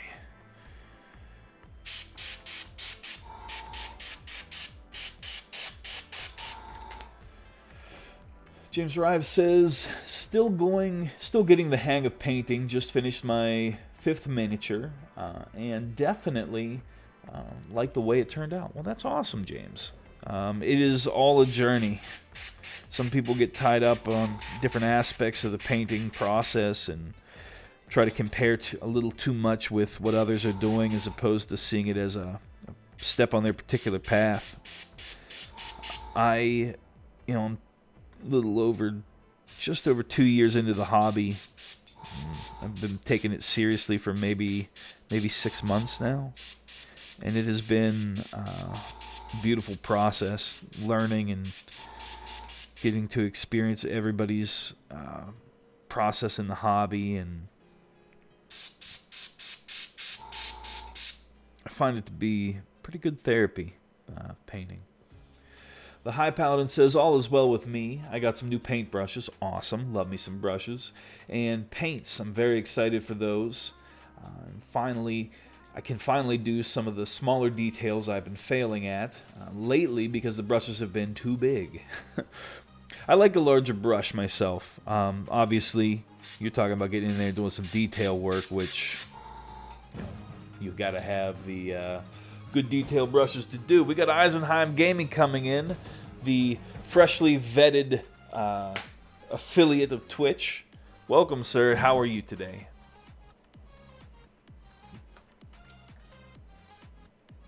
Yeah, that's settling in nicely.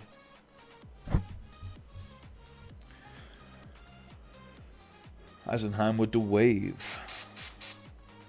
Hope everybody that's coming in and joining us is having a good day, enjoyable weekend, and had an excellent holiday. Let's get... Yeah, we'll leave those for now.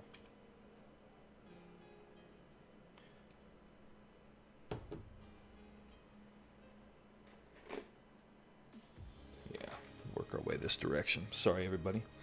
Let's just grab another miniature to work on here. So earlier in this process I brought in the highlights, and now I'm just kind of packing in the shadows, smoothing the transitions, so to speak.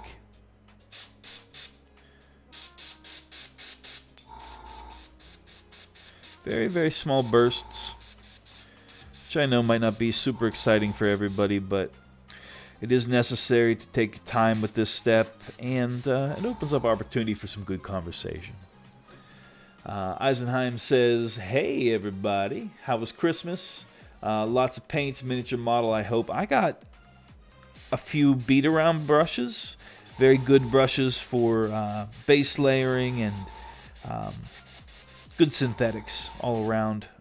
I like them a lot. I'd gotten a similar set of them a year ago, and they've held up quite well. But that was the only thing hobby related that I got this year. Mostly stuff for our house and big kid stuff.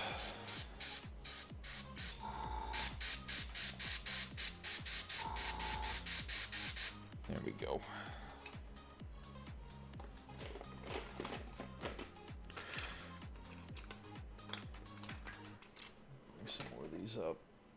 That way I can kind of batch through them while we're chatting. Did you make any good progress today, Eisenheim?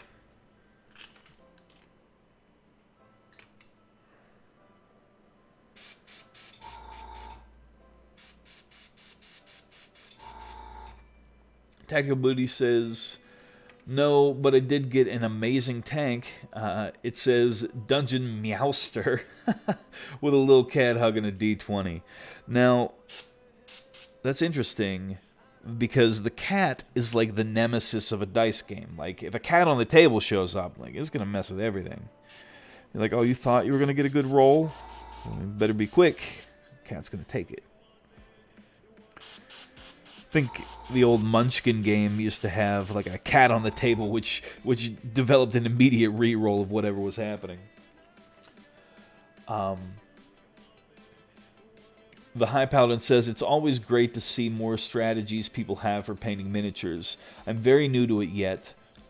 I've been sculpting for a while, trying to learn how to do my sculpt some justice. There you go. A little sculpting justice. I like to build up my highlights, refine my shadows, and then go back and forth as needed. But yeah, it is interesting that, you know, no two people seem to have the same strategy when it comes to a painting approach. Maybe even more interesting to find that there's both, you know, multiple different tactics and there's, you know, no wrong answer.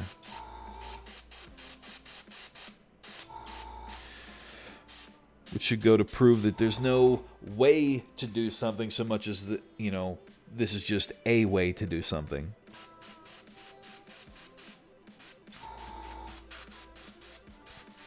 Here we are, get a little bit more shade in here.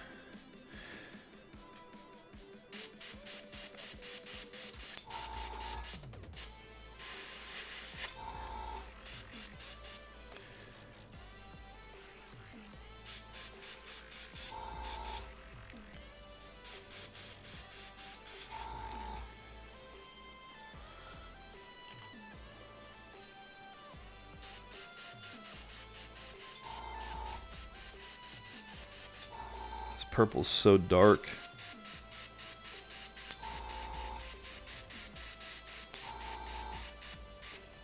Kind of love it.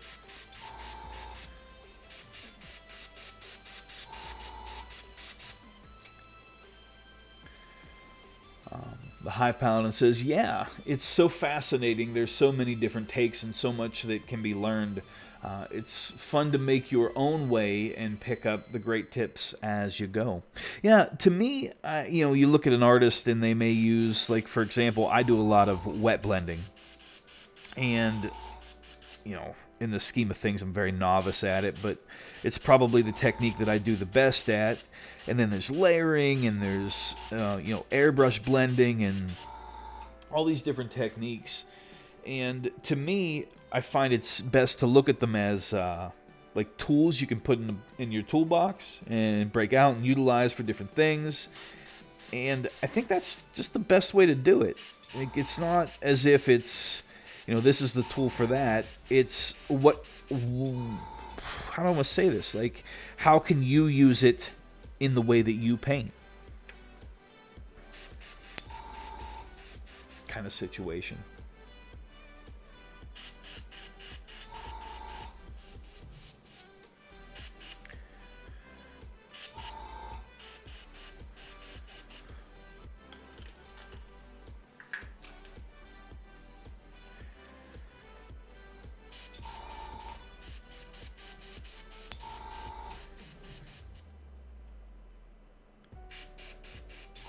I like to go back and forth between my airbrush and my regular brushes and incorporate them at all stages. Some people like to only airbrush at the beginning, some only airbrush at the end.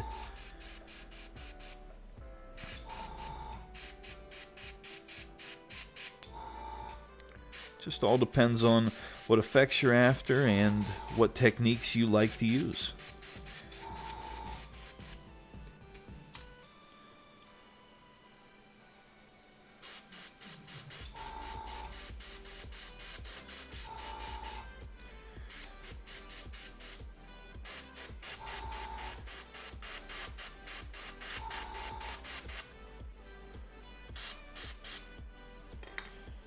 High Paladin says, completely agree.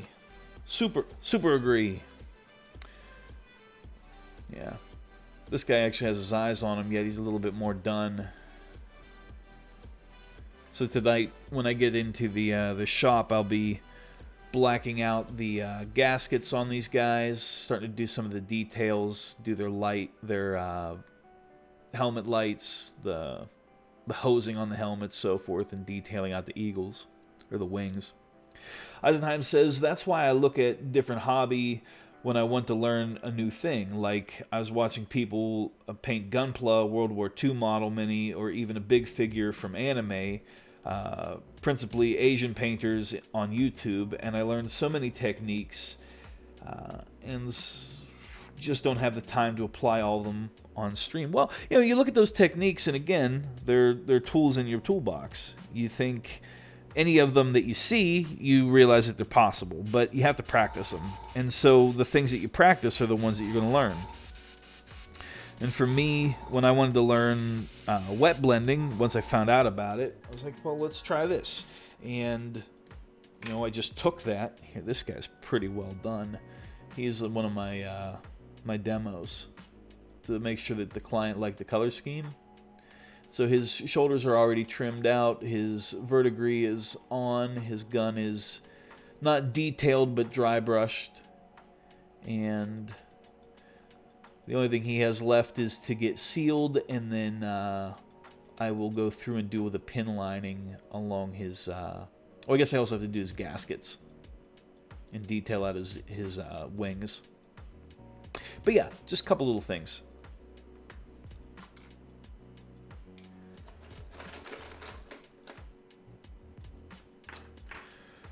Tadeo says, this is why I love watching Chris streams. Oh yeah? The chit-chat about philosophy of paint? We got the High Paladin says, right, I need to get something to eat. See you later, Chris. Have fun. Thank you so much for swinging by. We're glad to have anybody that wants to come in and chat and enjoy their hobby any way they want to. My God. Poor little guy took a header. Oh no! Don't go too far.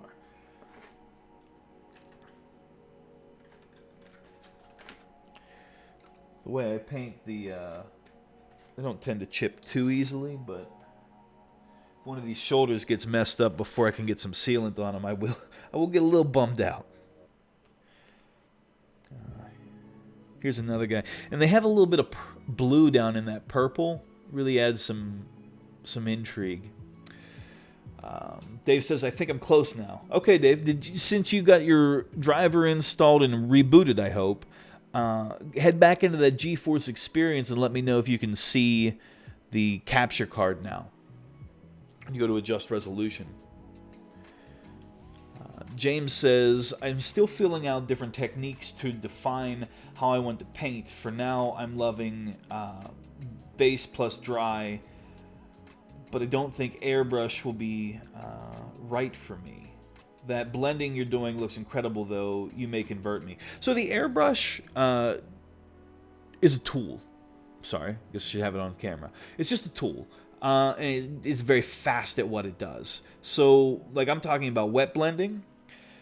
For example, this cloak. Just like the shoulder pads. I took my dark color and I put it down. And I took my highlight color and put it down, and I just worked them together in the middle. And then I refined them with a little bit of highlight and a little bit more shadow. But this was all done without an airbrush, and at the end, instead of glaze after glaze after glaze after glaze after glaze to smooth it, I just hit it with the airbrush from the bottom and once more from the top, because it's fast. It doesn't mean it's necessary, it's just quick. It's also, truthfully, never going to be as good as taking the time and doing those small filtering glazes on the miniature. It is just quick. And so for fast and dirty army play, you can just slap some color on and get going. And I kind of like that. Eisenheim says, time to eat. See people later. Take care. Eisenheim, you have a much enjoyable day. Ren Momo says, how much longer? I'll be on here for another half an hour, 40 minutes.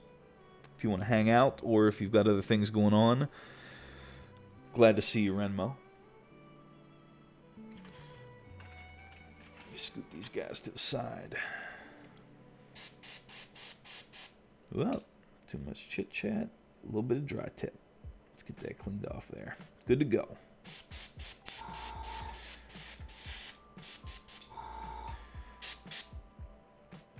All right.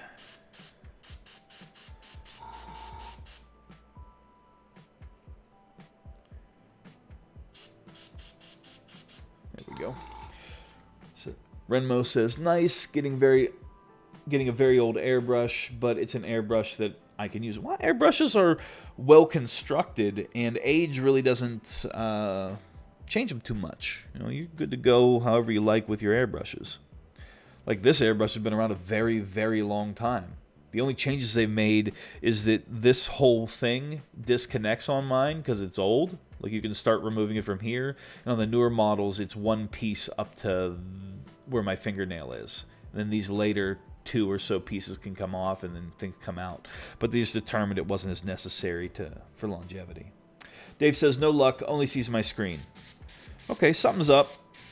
I don't know what that is off the top of my head, Dave, but is it showing up in OBS perchance?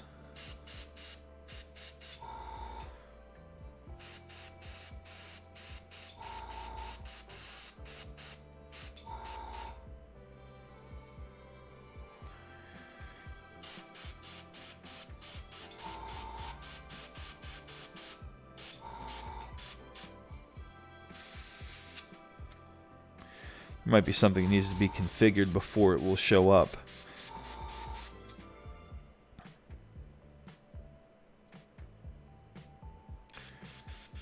But yeah, to the point of maybe an airbrush isn't for somebody. Absolutely. It's just, like I said, it's a matter of speeding up the process is all.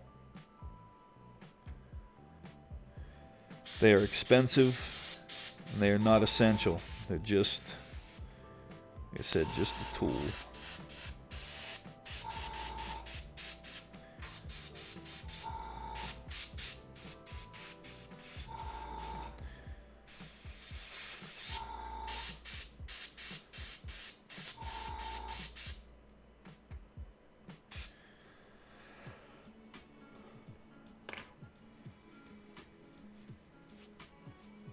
Renmo says, nice, well, my 3D printers are coming out, or 3D prints are coming out really nice.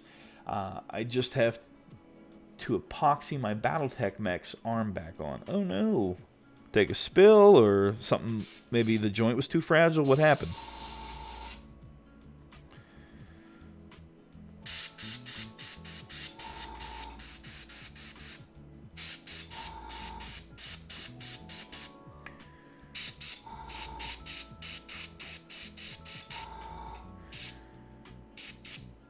Yeah, that's quite a bit more dynamic now.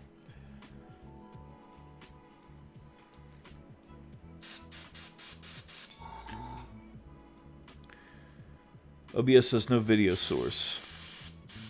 Dave, I am so sorry. I'm not familiar enough with that particular brand to be of more help than that. Yeah, Renmo, Dave, why don't you explain to the chat what's going on, and maybe somebody has some experience that can help out.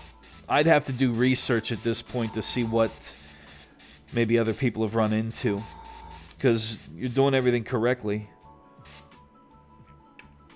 There has to be something.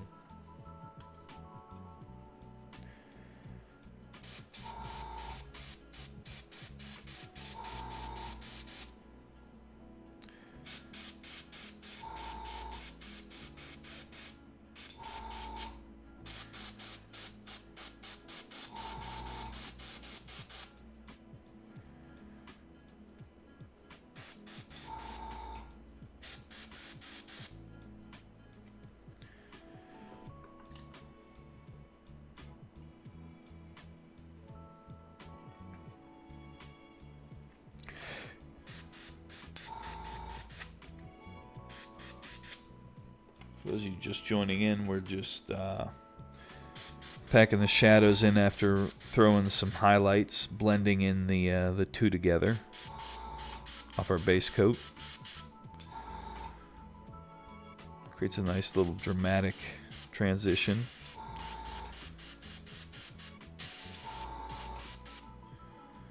I think at least. Renmo says, just making sure you're going to go through all the basics. Give me a sec, grabbing epoxy. Yeah. Yeah, Dave, there's a number of people on here who've been through all manner of technical issues.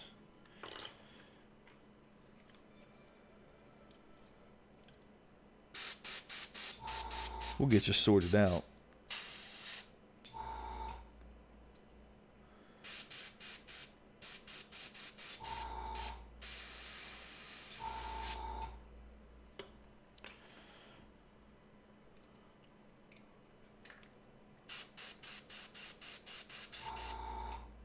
I'll get the music here in just a second, everybody.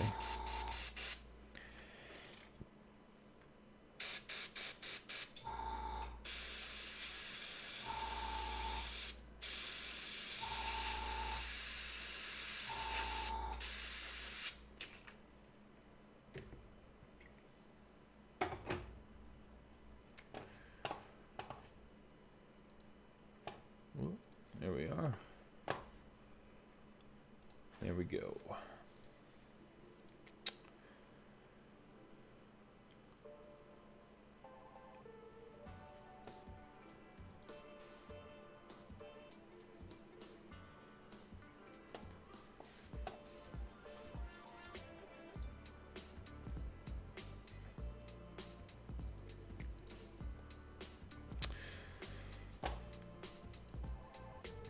It will show in the camera window, but OBS says no video feed. Okay, so is your camera on from the camera though? Is there perhaps a setting that maybe lets you choose its output to maybe get it to show up as you know, that's going out of his HDMI?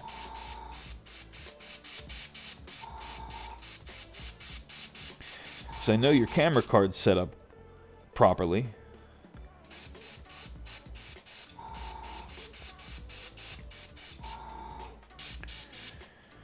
Maybe a brief Google on the G7 display through HDMI. Setting up G7 as webcam, streaming with G7 through HDMI. Things like that might turn up the result you're after. The only nice camera equipment I own happen to be for Nikon. And even at that, it's an older body.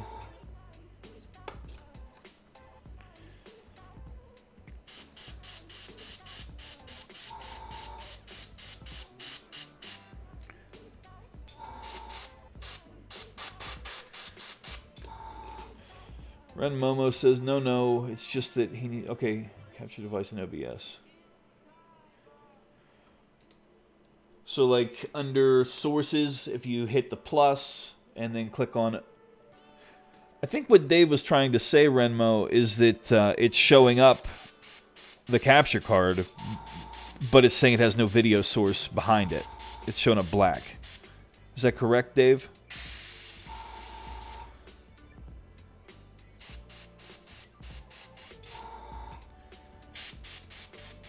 I could be wrong. I'm over here doing two things at once. What do I know?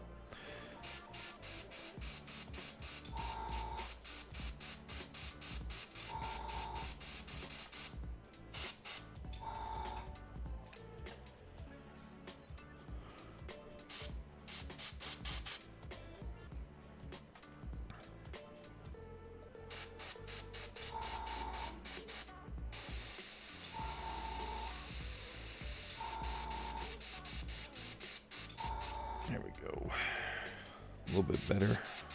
Go by go.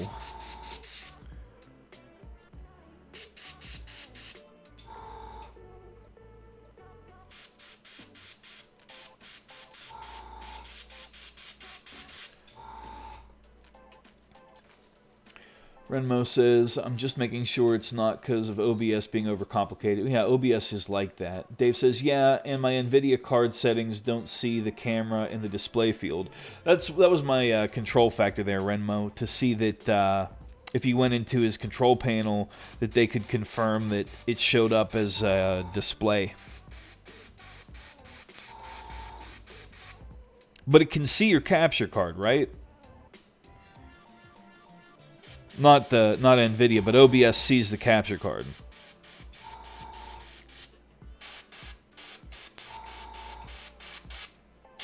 Yeah, to me, this just requires some research on,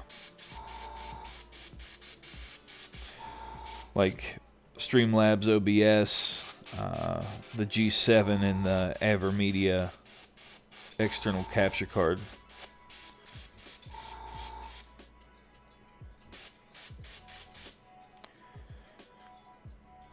Those transitions are starting to show, I believe. Oh, maybe a little bit there.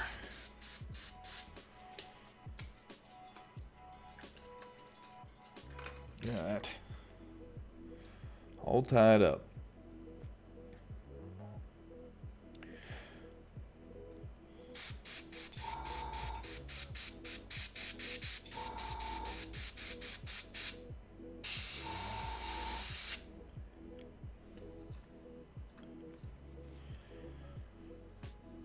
Looking smooth there.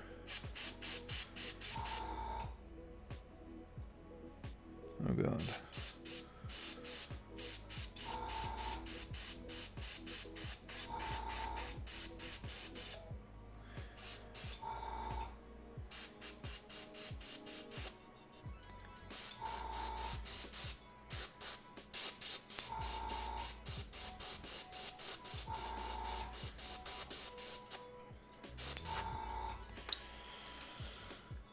Okay, we are zooming through these pretty quick here.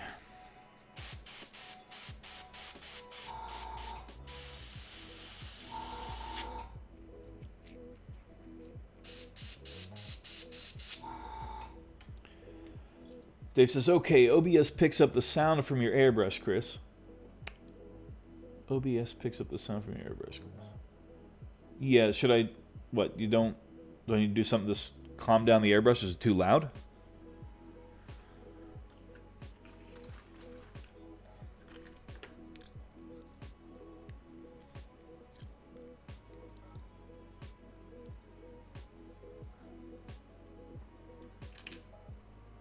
Picks up all sound he makes. I try not to make too much sound. Like breathing noises and drinking. I'm sorry.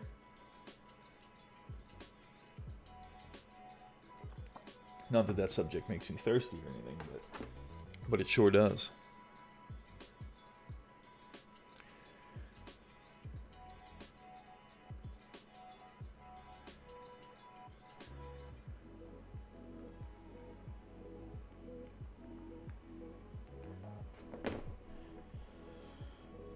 Well, I suppose if we've come this far,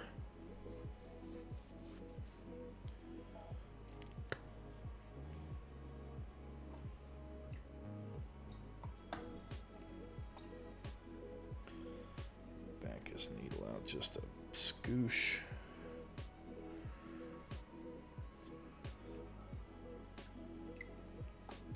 Snick says the airbrush sound is very sexy. Thank you, Snick. No, that part is working, is all I'm saying. So my mic is working. Ah, understood. Okay. Remo says, I don't know what Streamlabs or OBS changed, but you're on your own for this one. But the audio is working now for the visual. Oh, boy.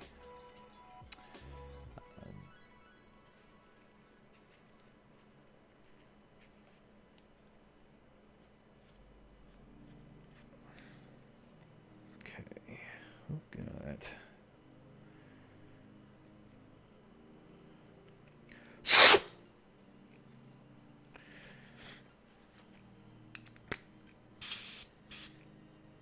of course.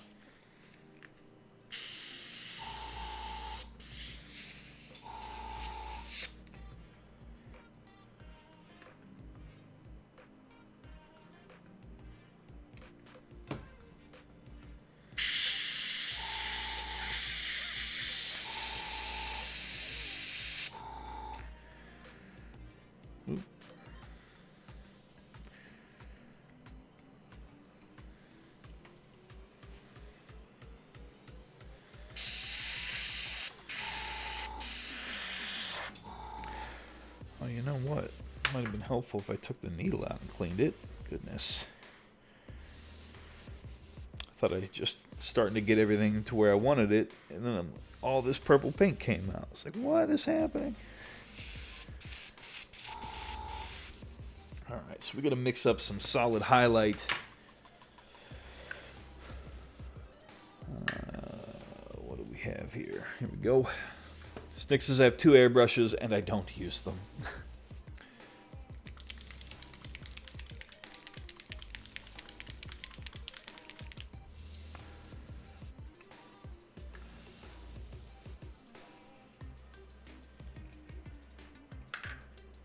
I don't think we need too much mixture here, but I'll say that and then we'll get into it.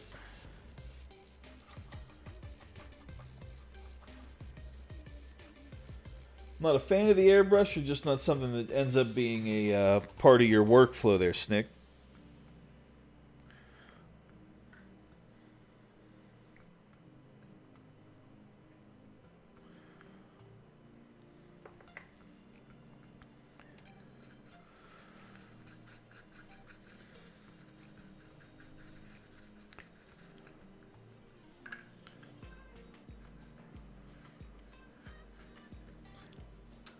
Sorry about the camera action there.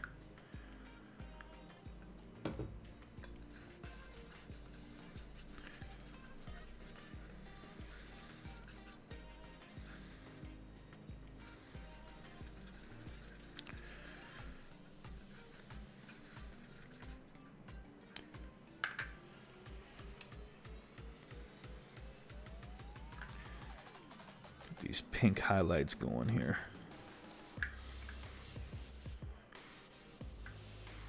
Some proper contrast rocking.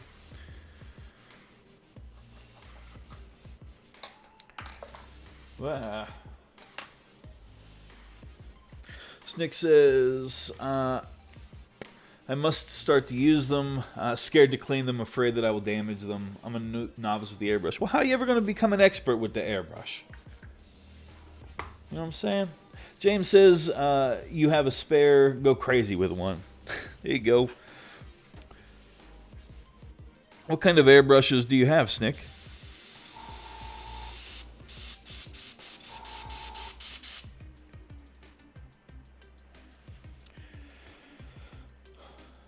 We've worked through quite the mountain of Marines here, everybody. You should all feel accomplished.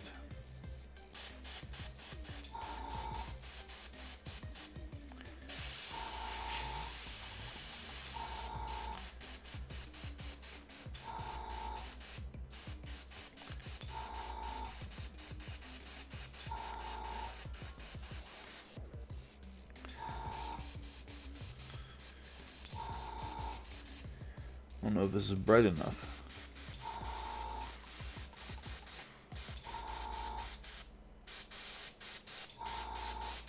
Might be looking for a more dramatic change here. We'll see. I might be mixing this color up a little bit brighter.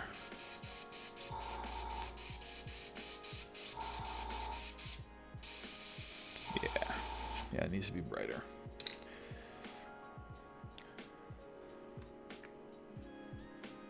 One chip Graphotech and one expensive Infinity Cult of Paint. Oh, you got a nice one. Well, I'm going to tell you about that Cult of Paint. You're not going to hurt it.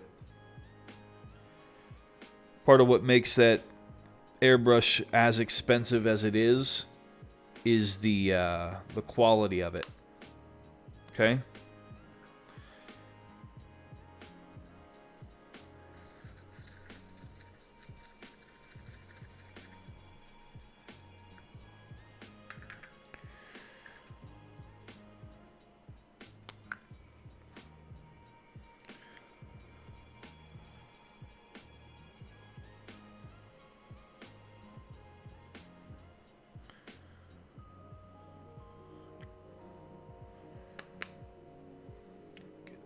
There.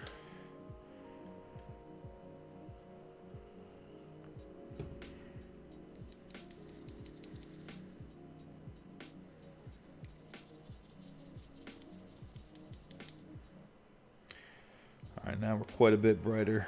I don't know what's going to happen with this color though.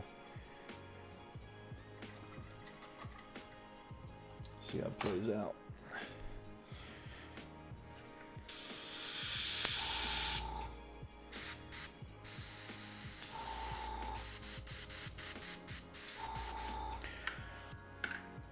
Might be too thick, might be too thin.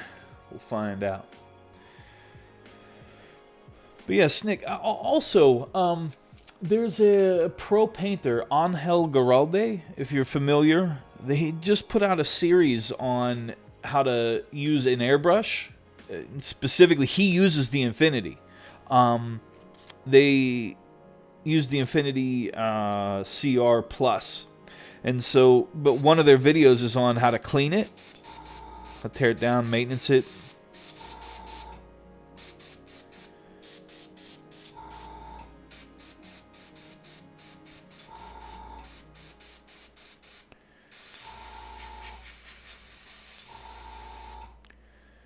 So if you like, you can give that a check. And the only difference on that should be the finish. You're called a paint. It's got that slick, matted black look. And Angel's will be green.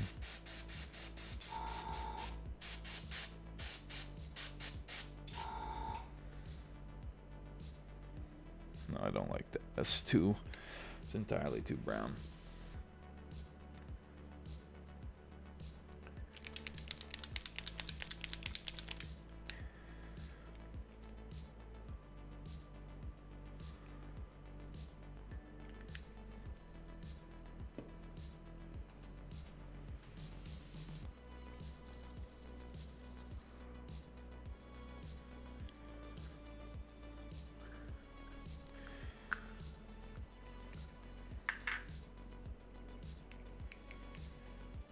And those are all free on YouTube, by the way.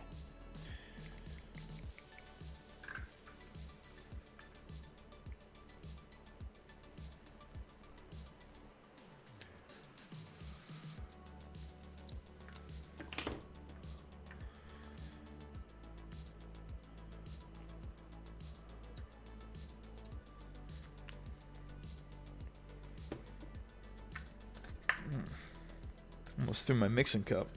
That would have been a proper mess.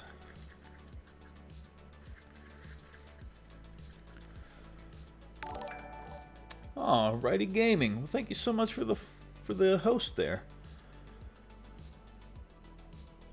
Yeah, Dave, I'm glad we could help out some. And like I said, I'll try to do some research later on when I have some time to actually do it, because the standard troubleshooting just quite clearly isn't going to do it. It has to be something with the camera settings or something of the like.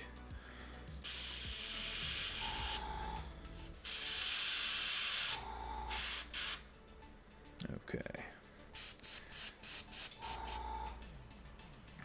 Now let's see if we got that burgundy back in there.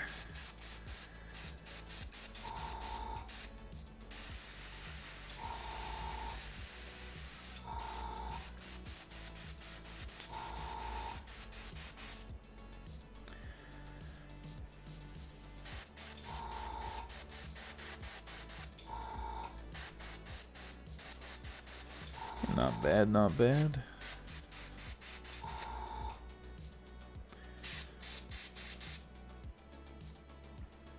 I don't know. Ready Game says, Ren, what's up? Can't stable one to host you. Well, thank you, Righty. But yeah, I have to go. Looking good though, man. Well, thank you so much. There you go, Renmo. Share those photos. Dave says, yeah, I'm thinking that. I appreciate the help. Yeah, we'll get everybody sorted out.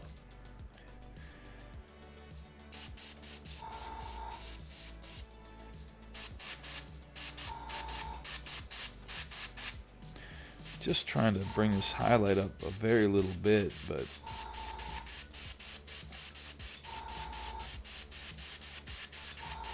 I don't know if this is going to happen. I think maybe.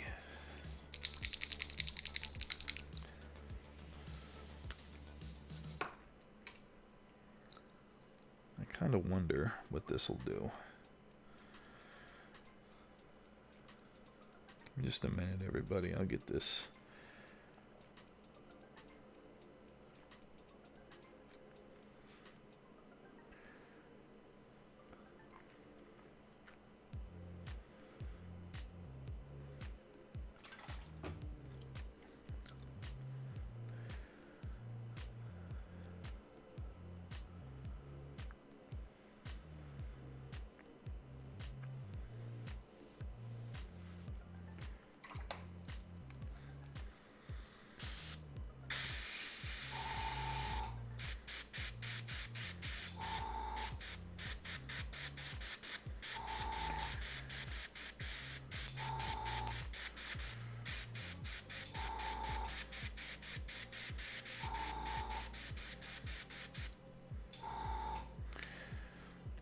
I don't know. I'll figure something out for this another time.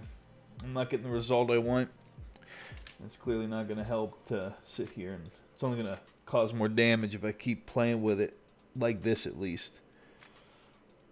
Let's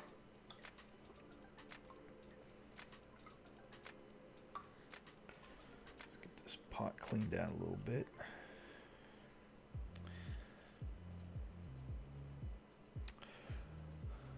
You do not have to use that cleaner. Truthfully, just some airbrush cleaner, and there's a toolkit to clean them.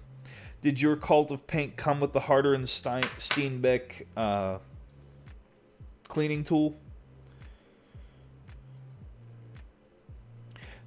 There's other companies that sell universal, like little cleaners that'll work just fine as well. Yeah. Little tools, just second state. I might even be able to reach it.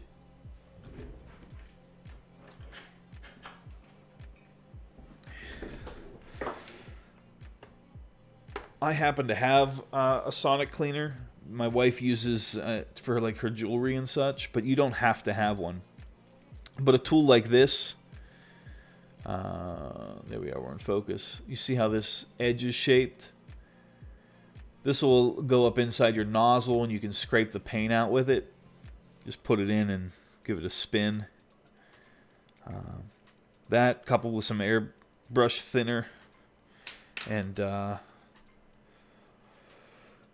you can pick these up relatively inexpensive items. They're just little spindles that you can get that will be able to go up inside your airbrush nozzle and so forth. I don't know if you can see, like, this one in particular, he has a little burr on him. There we are. Let me get this turned. There, you can see this. Oh, he has that little, tiny little metal burr at the very edge. Goodness. Could we be more of a pain? Here. With a darker background. You see that little burr hanging off to the left like a little talon. You just got to be careful that they don't have any of those. You'll want to clean that up before you use them. But yeah, just like pipe cleaner style things that are about the size of the nozzle. And with those you can clean them, and they don't cost but not much. Or are readily already available for cleaning. And all I'll do is I'll take like these little cups I use for mixing. I just fill it up with some airbrush thinner and soak it down in. So I'll put this in the cup at the bottom, back the needle up so it doesn't get damaged. And then I'll fill it up to about here with the cleaning solution and let it soak overnight. That's it. It'll come clean. Wipe it out with a clean cloth.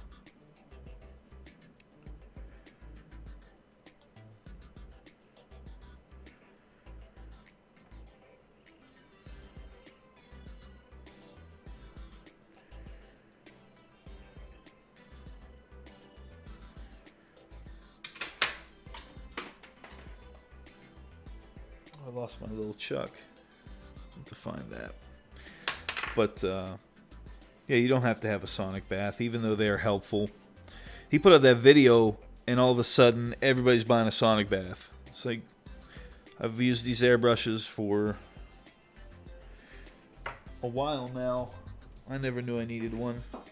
Actually, when we put up the video, I thought, oh, I have one of those. Let me give it a shot. And I didn't find that I got it any cleaner. Truthfully. It's just faster. I'll give them that.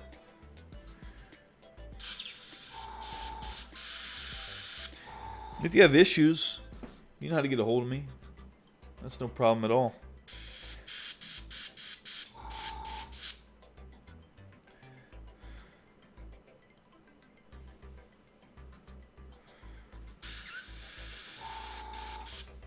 Let's see if I can find this little chuck that just rolled off on me.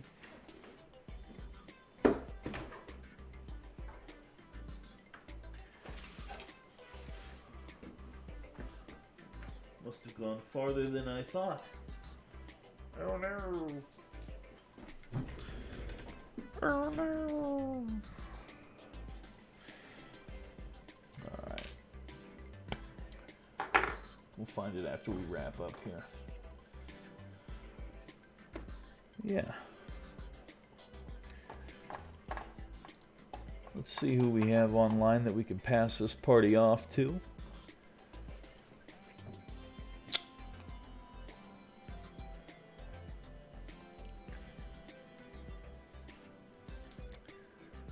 Let's see here. Yeah, Januin's on. You guys want to go visit Jan?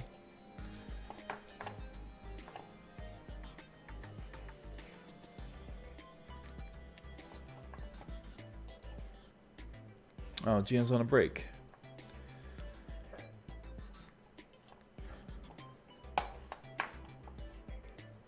James says, thanks for streaming. I'm glad everybody could hop in and be caught. I haven't been able to stream too much with the holidays. And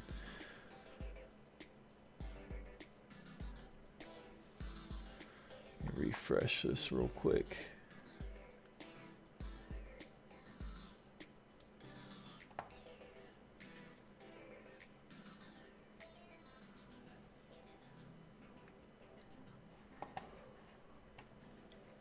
Yeah, catch up with Tactical. Meet James. See Snick again. Everybody's always so nice.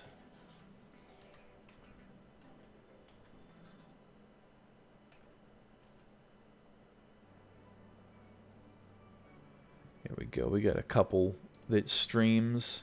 Renmo in there. Good to catch up with everybody. That's exactly who we're gonna raid, Renmo. I said we're gonna go raid a couple. They're new streamers. We just helped them get their affiliate status so that they can start earning a little bit. They're incredible artists, and they're learning how to translate their education and their talents into miniature art. So we're gonna go give them a shot. A watch. I hope you all let them know where you came from. Let them know how supportive we are in this community, and enjoy the rest of your weekends.